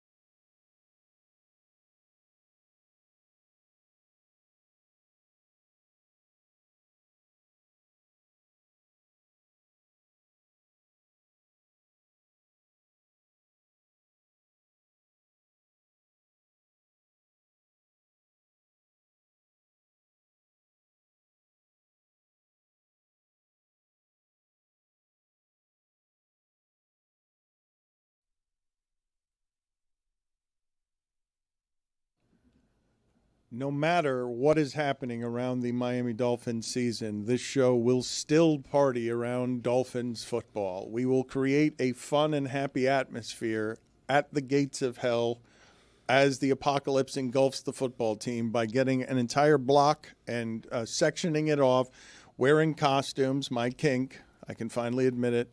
Right around Halloween, we're going to do this watch party. We don't do a lot of this. Greg Cody, are you coming? Are you coming to the Kendall watch party? Are you holding out? Is there an appearance fee involved? No, I would do it for free if I do end up going. But I am scheduled to be at that game. But my knee situation complicates it. That's right around the time of my surgery. I'm going to try to actually make that event if I can. It's a Miller Lite watch party, October 30th. It's a week from this upcoming Thursday at the Flanagan's in Kendall, Southwest 88th Street and Kendall Drive. $1,500 costume contest. The whole crew will be out there. Come check it out. Southwest.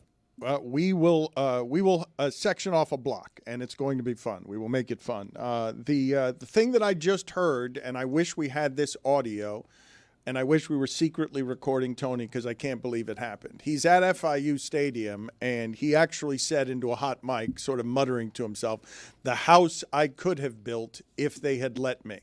If they had just let me. Now, the only information we have on Tony's FIU career is he tried out as a walk-on one time. They didn't even give him a football. He was just throwing air passes, and then he went home, and they never gave him his real chance. But can you guys please explain to me who overheard that and why it is that he was muttering that into the microphone when he was off air? I heard it, and it's just as Tony as it can be. Least surprising thing I've ever heard. Who was I the heard coach it as at well. the time? It was Cristobal. Wasn't it Cristobal? Classic poor coaching decision was by Cristobal Mario your Cristobal. coach when you walked on? No, Dan, it was not Mario Cristobal. So I would have walked on around 2013, 14. I think that's when they were in kind of flux. Cristobal had just left, and before Butch Davis, I want to say. So it was kind of somewhere in between. Was it Lon Kruger? Was it Isaiah Thomas? Might have been Lon Kruger. That's no, it wasn't Turner. Ron Turner. I think I made him an NBA coach. Ron Turner. Coaching like Oklahoma. Yeah, Lon Kruger, I don't think it was. But I think it was Ron Turner. But yeah, Dan, I did say, because I have to test the mic when I go to things. I get Ron and Lon confused all the time. I'm sorry, Tony. I missed that. I didn't understand why he was employing the Illinois basketball coach at FIU. But this isn't. We hired an Illinois football coach. FIU basketball and football are a bit of a way station here for minor league football under the University of Miami. And Tony tried out without a football, with an air football, and he could have built that. Is that Pitbull Stadium? Dan, I am right now in the Pitbull Stadium, in the bowels of Pitbull Stadium, walking into one of the tunnels here. And if you can see right over my left shoulder right here, that's actually where I was when I was trying out. So about midfield, maybe the 45-yard line. They had a fake under center like this. And I was ready to call my plays, and I was ready to call my stuff. 3-step drop. Okay, boom. We're throwing.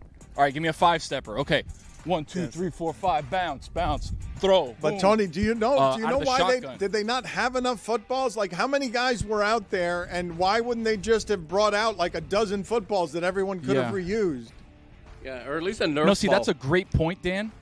Yeah, no, that would have been a great point. They actually had tennis balls that they were using for the wide receivers and the DBs, which I could have thrown the tennis ball. But the information that I was given as to why they didn't have footballs for us to try out was because that would have actually taken away practice time and some sort of NCAA bylaws. That if they would have brought out footballs for the walk-ons, they would have actually lost a day of practice with the real team, which I didn't feel really great when they said that to me. I was like, well, we're trying to make the real team, aren't we? And he's like, yeah, but and then I was like, he's like, all right, 5-step talk. I was like, all right, here.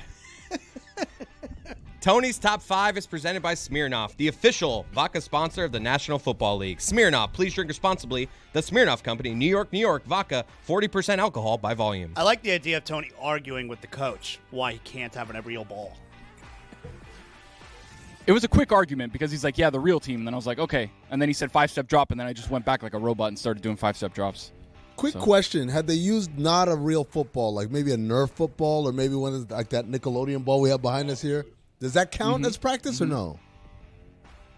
No, I think it's got to be pigskin, right? I think if it's pigskin, then they can get docked. But if it was foam, if it was maybe some sort of animal skin that wasn't pig, maybe we could have used it. But again, That's 10 years in the past, Dan. It could have been the house that I built. Tony but says who knows? he's loaded today. Top 5, too many OLIs. Let's get through this. Let's start with the first OLI. Tony's top 5 observations from the NFL weekend. We'll bang out through the OLI really quick. Michael McCorkle-Jones keeps getting it done, Dano.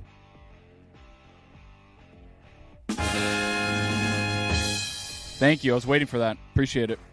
That's Mac Second Jones's OLI, full name. Braves revenge game. Yeah, Michael McCorkle-Jones. McCorkle.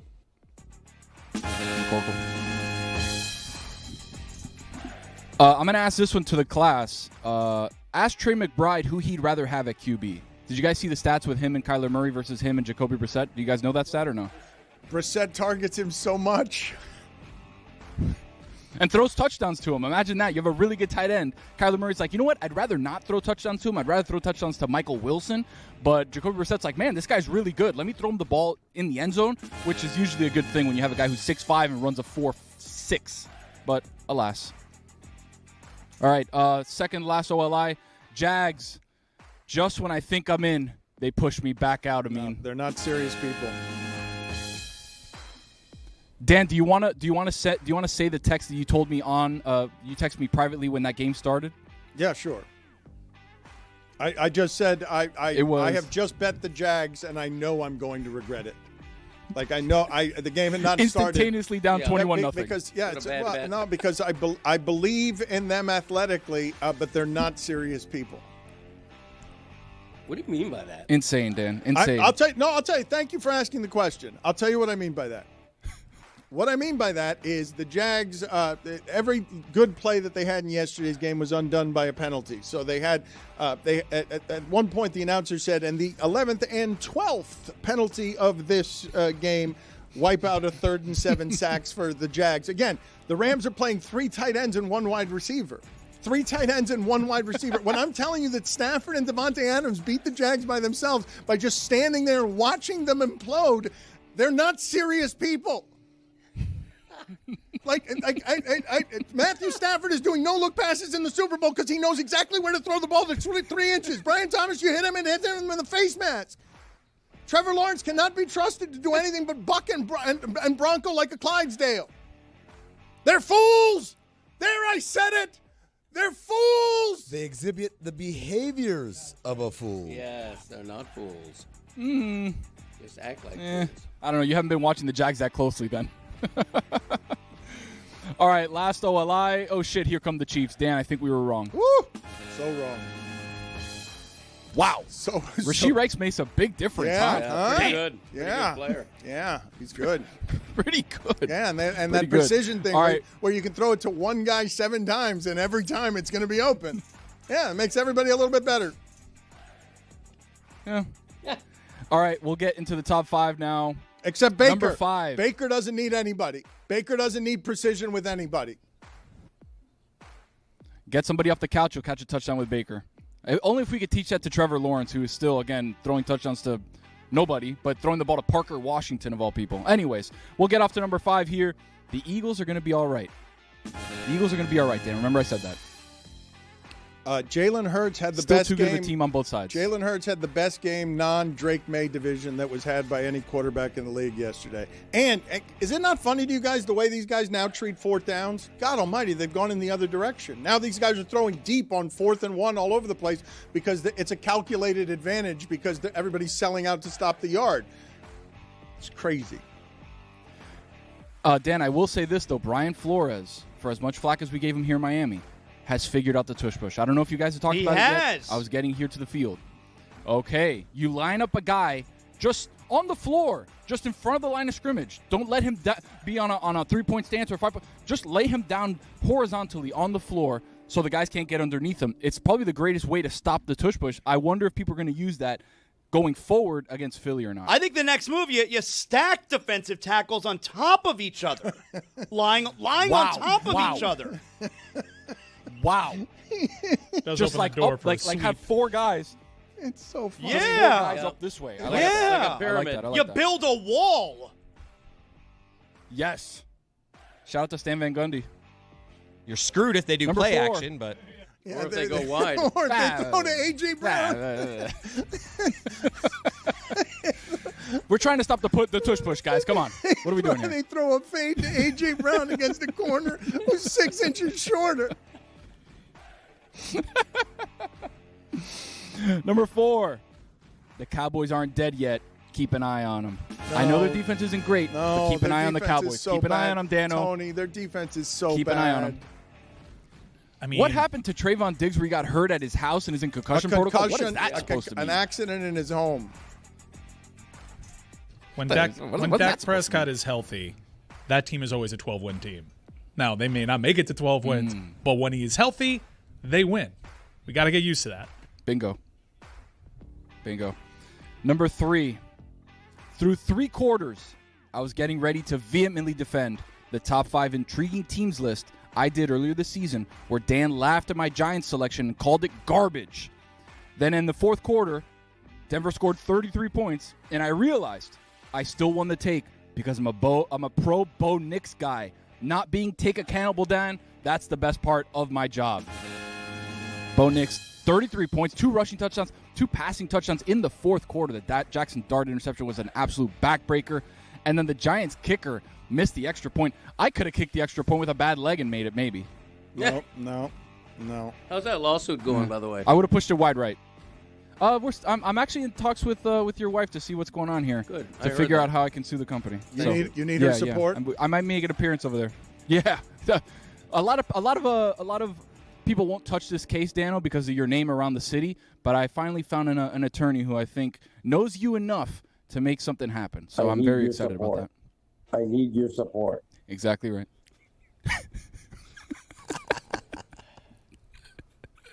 Number 2. Going to continue to beat the drum on this, but the Colts are the most complete team in football. So that's an interesting thing that happened, huh? Like, it can't even be denied right now. In terms of efficiencies marching down the field, they'll put 38 on anybody in a way that's a bit different than the way Kansas City does it, right? Because they've got they're still using the great running back. Nobody needs one of those anymore, but they've got one that's better than all the rest. And Tyler Warren, who's a really good rookie tight end. Michael Pittman, the ghost of Michael Pittman, all of a sudden catching balls all over the field. They've got 19 guys that can just go out and get a 55-yard bomb. The Colts are exciting. And defense, Lou Anarumo's got the defense playing really well, Dano. They are the most efficient offense this century when it comes to points per drive. I saw that. No, but beyond that, Yeah, I I saw remind that. you that a couple of weeks ago, Zaslow over here was telling us Harbaugh's the greatest coach there's ever been because the Chargers had 2 good games of defense. All right. No, but the Colts can do that against anybody. Is He the was point. right back then. I was talking about what they were at that moment. Can't be late with an opinion, Dan. Have we had a younger ghost of than Michael Pittman? Why was he a ghost? Because he hurt his ankle? I mean, for years, the guy didn't do anything.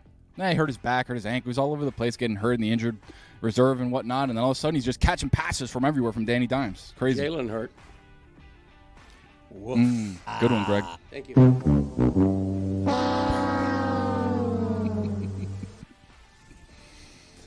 All right, Dano, number 1. We can only save this for the hometown team. Dano, I'm going to give you a couple of letters, and I want you to see what they stand for, okay? You ready? Yep. All right, one of the M's in Mike McDaniel stands for? Oh, are you going to insult him? Moron? Miserable. Muerto. Oh, I'm sorry. Muerto, so we're Dan. playing He's Spanish un de muerto. culpa. I didn't realize you were doing We that. are. You got okay. Muerto. We are playing Spanish. Okay, un muerto. Muerto. Yeah, that's good. Do you know what the C in Chris Greer stands for, Dan? Come mierda. Yeah! All right, Dano. Thought it was gonna be cool. Chris Greer stands for come mierda. Ooh, that's another one. All right, but you That's a good one, trapped too. me. I I like don't that want to call these people. It's calling Chris Greer a shit I didn't eater. say it. Yeah, I didn't say it. You An did. eater I of didn't say it. shit. You You said it. trapped me. He exhibits the behaviors of someone who eats shit. Yes, that's correct. Sticking with the shit sandwich here. The M in Miami Dolphins stands for Mierda. Mahong. Mahong, a synonym for mierda. Just a Nicely singular done. piece. Yes, one turd. Just a singular Not piece even, of it's shit. not even a pile of it. It's just a single turd. That's right. A Mahone. Just one set singular- apart from the others, one lonely turd. Yes. Patrick Mahone. That was a good one. Gotta Dude, go with Greg's King on his Nixon, game that one. today. Unleashed. Dan, What does the T in Tua stand for? Oh, for the love of God, Tony. Tremenda mierda. Tremenda mierda. Tremenda Okay, mierda, thank you. Dan. A tremendous turd. That's right. A No, collection of it's tremendous turds, A Dano. collection of tremendous turds is correct. Exhibits the behavior of a collection of tremendous turds. All right, these are all important distinctions. Tremendous. You're doing important work, Tony. Thank you for your help. Thank you. He is making the distinctions. I've got between- one last one. Okay, I thought that was Oh, number good, one. another. I've got one last one. No. That's a continuation. Last one. We'll save it for the boss. One of the E's in Stephen Ross stands for what, Dan?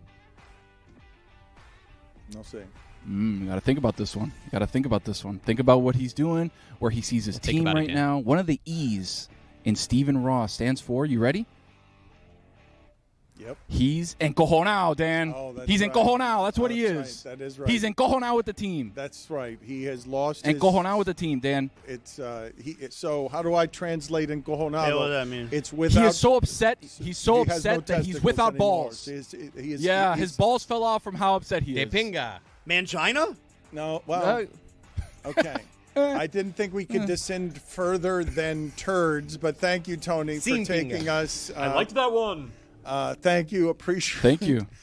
the awkward Limpia casa, dismount. Dan. We got to get rid of these cucarachas in the house. It's over. Clean house for the Dolphins. The entire thing. That's right. I don't know why, Greg. Thank you, I don't Chris. know why your son just shouted "Sing Binga" into the sky, trying to get in on the merriment and the fun. But I did want to talk for a second because I've rambled. Being on told this. Tony has one more thing.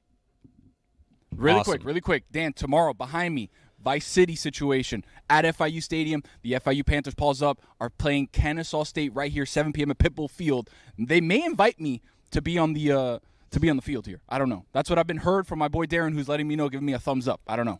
Okay, so thank you. I'm glad we went back Honorary to you on captain. that. Okay, so Wow. yes, Seems Honorary bad. captain, by the way. Seems like it was probably contingent on him getting that last line out there.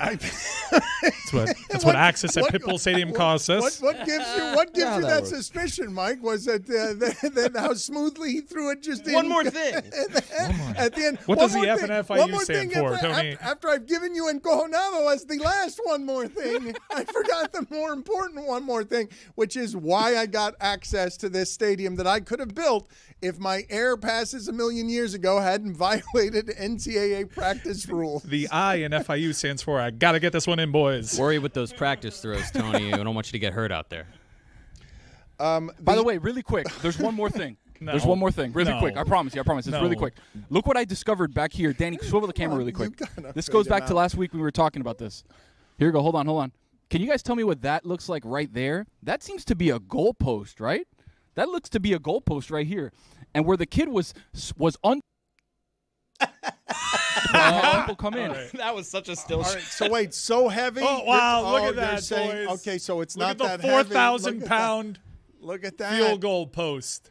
Look at that. Weight distribution. You what do boys you just want me to do here? learned. Look at that. Tony Kaladiud What do you want finds me to do out. here? Tony Kaladiud finds out a new podcast where You want me to pick them both up? he exposes. That looks like a dollar store fraud. field goal post.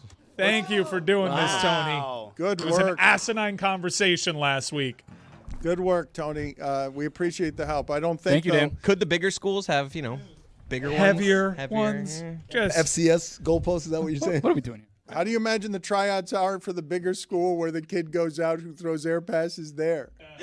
Like, do you realize how far from the very fringes of football Tony was throwing walk-on air passes in a stadium where he couldn't even get footballs? The big schools do air passes, but you wear full pads, everything, full contact. He could have built that house, though. So I want to talk to you though, guys, about I've rambled a bit on the subject, but the precision of football, right? Because I do get fascinated by the idea that Davante Adams, who I didn't think was a number one wide receiver, has dedicated his life over the last 15 years to, I will run exactly 14.3 yards on this route. I'm going to practice it, and I'm going to keep practicing. It's not going to be 15.3 yards. It's not going to be 13.3 yards. on Davante Adams, you were right at the time. That's what I'm saying. Can't be late with an opinion, Dan. He was bad. He had a lot of drops his first season, but the idea that athletes of this caliber would dedicate themselves to staying atop money by being as precise as the Rams demand you must. McVay's ahead of the game, got to stay ahead of the game. Tua can get stripped down to nothing that fast. McDaniel, too. He was first to, I'm the next Belichick. I can have any broadcasting job I'm smarter than everyone else. I'll do it if I've got Whitworth. I'll do it if I've got Gurley. I'll do it if I've got Goff. I'll do it if I've got Stafford. I'll do it if I have no wide receivers yesterday. And I'm going to London and playing at 6 a.m. for my fans. And I'm going to drag Jacksonville, that has all the number one picks, in their offense. Because I'm a better organization. Because I'm the Rams, and I will be feared by everyone in the playoffs. Because the military school we run on numbers and precision, just get Puka's hands open. It doesn't have to be the rest of him, just where his hands are. You can't be sloppy against that. You can't. When Brian Flores is working his way back into the league because a discrimination lawsuit is laughed at as everything he told you about the organization comes unraveling, and he's devising, how do I stop that play that Jason Kelsey is arguing for as that team wins 20 of 21 because there's a play that can't be stopped? No, Flores, let me see if I can figure out how to stop it. These are military schools. There are giant economies that are studying all day and night to how do we beat the Eagles, and you fall behind like that. The precision of the Rams is a tribute to excellence and Stafford, I will add, because Stafford survived everything that the Lions were organizationally, got out, and I'm telling you, if he plays them in the playoffs, he's going to beat them. And I'm telling you that if he played for that team right now, he's the one who could go get Mahomes because they figured out at the top of the game that if you're healthy and precise, Drew Brees was trying to beat them. They've got a precision that is so crazy that Jacksonville, with Travis Hunter out there, they're just slinging it. So Devontae Adams has never had that kind of game, and Stafford hasn't either, and they've got no wide receivers. Remember before the season started, we weren't sure. Like, it felt like Stafford wasn't going to play this year. That wasn't that long ago. He's the fourth best quarterback in the league, right? After Allen, Mahomes, and a healthy Jackson. I want to talk, though. I want to get back to talking about the idea, though, of when we're doing this stuff that we're watching happen with Belichick, where you see how quickly someone can get stripped of genius. McVay cut bait on Goff so fast. Nobody cuts bait that quickly on nope, let's go get Stafford. We were just a Super Bowl team. People hold on to their jobs. They're afraid. But if you're in your early 30s and you're actually smarter than everyone else, you're not pretending all the time, and you get the right quarterback with which all you have to do is, yep, Matt, I'll support you everywhere. Just keep being that precise, please. Meet me at precision.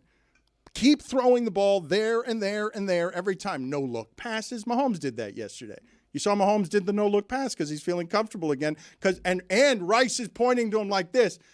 The miles that these men run in feet that get Deion Sanders' amputated toes, like in precision of, no, we'll do it 14.3 yards. 14.3 yards. It's all right, Dan. That's a little too much. Invoking Deion Sanders' toes. And if you say they just need Puka's hands open for a fourth time this show, we're stopping you. Penalty box. I probably deserve it. I just can't believe that there's a machine that's more precise than all the others in that game.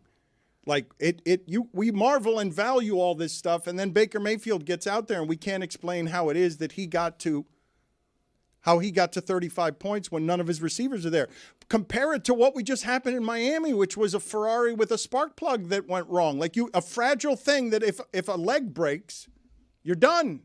You're finished. Historically so. Yeah, but accuracy was supposed to be to his strength, and it is. He has going into yesterday, he had the best red zone passer rating in the league. His completion percentage was like second best in the league. So accuracy, you mentioned precision. Accuracy is supposed to be his forte.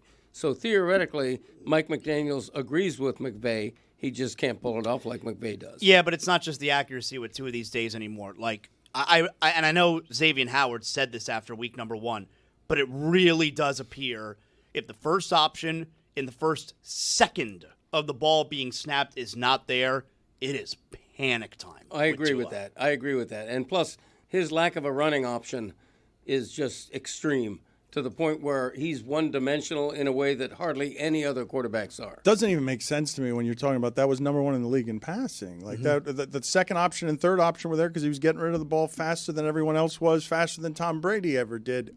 Before we go any further, I've got a couple of things that I'm remiss on. One, I have failed today. That it is a couple of hours into the show, and I've not mentioned that in a baseball game, unlike anyone I have ever witnessed, and whoever it is that saw Babe Ruth play, does not have the story to tell that we do if we're not numb to these things.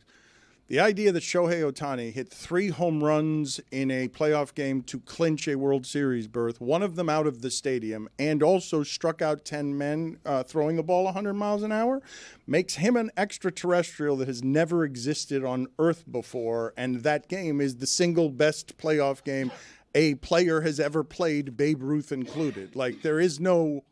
There's no getting around. We saw that by leaps and bounds, the most amazing athletic feat of the weekend was Shohei Otani, and there is no close second place. There will never be a close second. Only 12 hitters ever had hit 3 homers in a postseason game. Only 26 pitchers ever had recorded 10 strikeouts and 2 hits or less and no runs in a postseason start. He did both. That's per Just Baseball. He's the only pitcher they're letting hit nowadays, though. So how's anyone else supposed to do it? It is superhero athleticism. It is stuff you will tell people about 100 years from now, and they will not believe it existed. Time out. Chris, what did you just say? What in the world? What other pitchers are hitting in today's baseball? That's why, because they're not allowed to. Oh, man, if Max Scherzer's like, if you put me at plate, man, I'll take the 1 yard. That's what you're saying? I'm just saying, one pitcher is currently hitting these days. They should let more pitchers Did you hear the numbers I just said? You're not wrong. What are we doing? I mean, I'm not saying any other pitcher would be Otani, but half of the major league pitchers hit 488 in high school, right? Like keep talking. Like pitchers in high school were probably the best hitter on their team as well. Who's the pitcher? Wait, Jeremy, what'd you hit? Who's the pitcher that's being held back right now? Who could be hitting? Okay, you guys need to stop doing this because you're really minimizing the level of expertise that it's taking present day to hit a baseball. Like, pitchers can no longer do that. No, Otani is a unicorn. And look, by some metrics, he's having a bad postseason in that he's hitting like 208 or something. But he's got 5 home runs and 2 pitching victories. There's been nobody like him. There's got to since be a Babe Ruth. pitcher right now that's like, let me get some ABs, coach. I could help. 12 hitters ever with 3 homers in a postseason game. 12 hitters that were just hitters have ever hit 3 home runs in a postseason game. One of them went out of the stadium. I have not seen that there before. They're still looking for it. I don't. Maybe that happens all the time now that he plays there. No, they put a marker out in right field for Kyle Schwarber's homer in an earlier round this postseason because nobody hits the ball that far, and he hit it like 30 feet further as he struck out 10 guys in a game. It is absurd beyond absurd, and that you guys would make it a conversation of I want to see Chris Hammond hit more. A pull. I swear I was going to say Mike Hampton. He won bad. I also had Chris Hammond in my holster. He won bad. Mike Hampton right now is Come sitting on. somewhere saying, hey, give me 600 bats. Yep, damn right. He could hit. I can't believe you just pulled Chris Hammond. Yeah. You're Not looking at bad. my brain. Yeah, pinch hitter in the World Series. Oh. You don't think there's any pitchers? I know I'm obviously Otani's great. There's got to be some pitchers out there like, Coach, let me get an AB. But this is the part. This is the only part. I understand that this is the part that frustrates me. I would say just in general, wherever it is, that language barrier and baseball and foreignness makes someone not the star they should be, because in the sport of Mike Trout, somebody who hits and pitches what he just did is so Ruthian, so super heroic. The people who appreciate baseball understand that no other human being who has ever lived has that collection of talents in his body. It's the kind of game he just had. If we sent a major leaguer to play against 6th graders, where he'll hit 3 home runs, and one of them will be further than any of the 6th graders have ever seen. He's playing against all other major leaguers. They can't hit him at 100 miles an hour, and he hits the ball further than I've ever seen it hit. And he only started pitching again in the middle of this season. Yeah. Dan, he had not pitched in over a year. Dan, I kind of need CSI Baseball to take a look at the Anaheim Angels or Los Angeles Angels or California Angels or whatever Angels they were. Like, you guys had Trout and Shohei at the same time, and you were horseshit? And Pujols. How did that happen? How is that possible?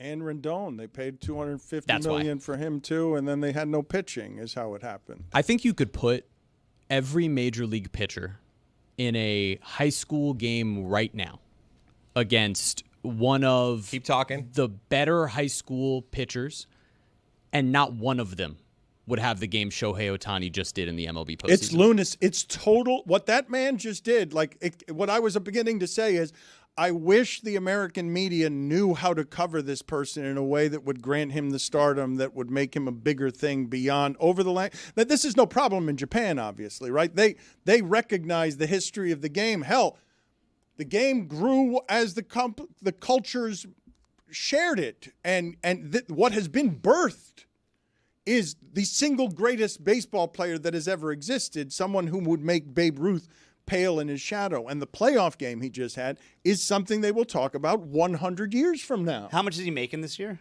$2 million. That is hilarious. A good value. That's crazy. But there is one measure by which Babe Ruth continues to be the most talented player ever, and let me give it to you. And this is you think I'm setting this up for a joke. I'm not. This is the truth. Early in the 20th century, baseball players used to work during the offseason to make extra income. Babe Ruth worked during the offseason singing on a vaudeville stage. So I want to see Otani do that. Okay? He's got you there, Dan. Gotcha. Can we look that up, see if it's factual? How much Babe Ruth earned singing in a vaudeville show in the offseason to make extra coin? A lot of players did it because they were trading on their name. They were celebrities, so people would go to the vaudeville. They would be shows. They'd be shows, and there's the great Babe Ruth before television, cable, or the internet. That's correct. Influencers of their day. It's kind of like how every athlete has a podcast now. The 1920s. Yeah. Yes, Babe Ruth did sing in vaudeville during tours in the 1920s. He performed a variety of acts that included singing, telling jokes, and even trying his hand at mind reading. These performances were part of his postseason tours and were popular attractions due to his celebrity status. Being Babe Ruth, booyah, was not allowed back then. Yeah, that would have had you sat in a different section. Booyah! I don't know why you would then do it I don't even know what that means. I got to think. Do it again. That's a 3 facts, Jack, from the Greg Cody Show, by the way. That fact on Babe Ruth, I'm there for you. People, I'm there for you. The other thing that I'm remorseful about today is that I have not gotten to Zaslow's travel story that Mike Ryan embargoed from me earlier in the show. What are you saying, about? I want to hear it. You don't know anything about it. No. 2 people know about this story, and Mike Ryan embargoed the story. I've never had such trouble getting a story. I wanted it. Neither one of them would give it to me. What happened? All right, Dan. Well, you know how I travel with ESPN, college football campus. Or this weekend I was in South Bend, all right? Notre Dame, USC, fun game. You know how they treat me with the travel. They treat me very well. Matter of fact, sometimes first class available, like when I flew home yesterday. I sat first class. They treat me very well, ESPN, on my travel. But I book my travel, okay? I book it through a system. It's on me. Obviously, they pay for it. I have a certain status, blah, blah, blah. So I'm flying to South Bend on Friday morning, but I have to stop through Chicago, through O'Hare Airport. Okay, fine, I've done that. Stop. Okay, I've done. You can't fly straight to South Bend. South Bend is tough from Miami. They have one terminal. There's like 6 gates. It's really small. It's going to take a couple of Do they still call it International Airport, which is my biggest pet peeve in the world? Because they apparently have one flight that it probably flies to the Caribbean, so they get to call themselves an international airport. Anyway. It's a ridiculous place to put a football stadium. I'm flying to South Bend through Chicago. And when I get to Chicago, I have a very short layover. I'm walking over to my gate. Okay, no big deal. I get to the gate. I sit down. I see on the board there it says South Bend. And it says the time of the next flight is 2 hours and 45 minutes. And I'm confused as hell. I'm trying. 2 hours and 45. That's how long it took me to get here from Miami. 2 hours. I take out my phone. I open up a map of the United States on my phone. Illinois and Indiana are right next to each other. How can it be 2 hours and 45 minutes? I send Amber Wilson a text message. Amber, I'm sitting here at my gate. It says 2 hours and 45 minutes.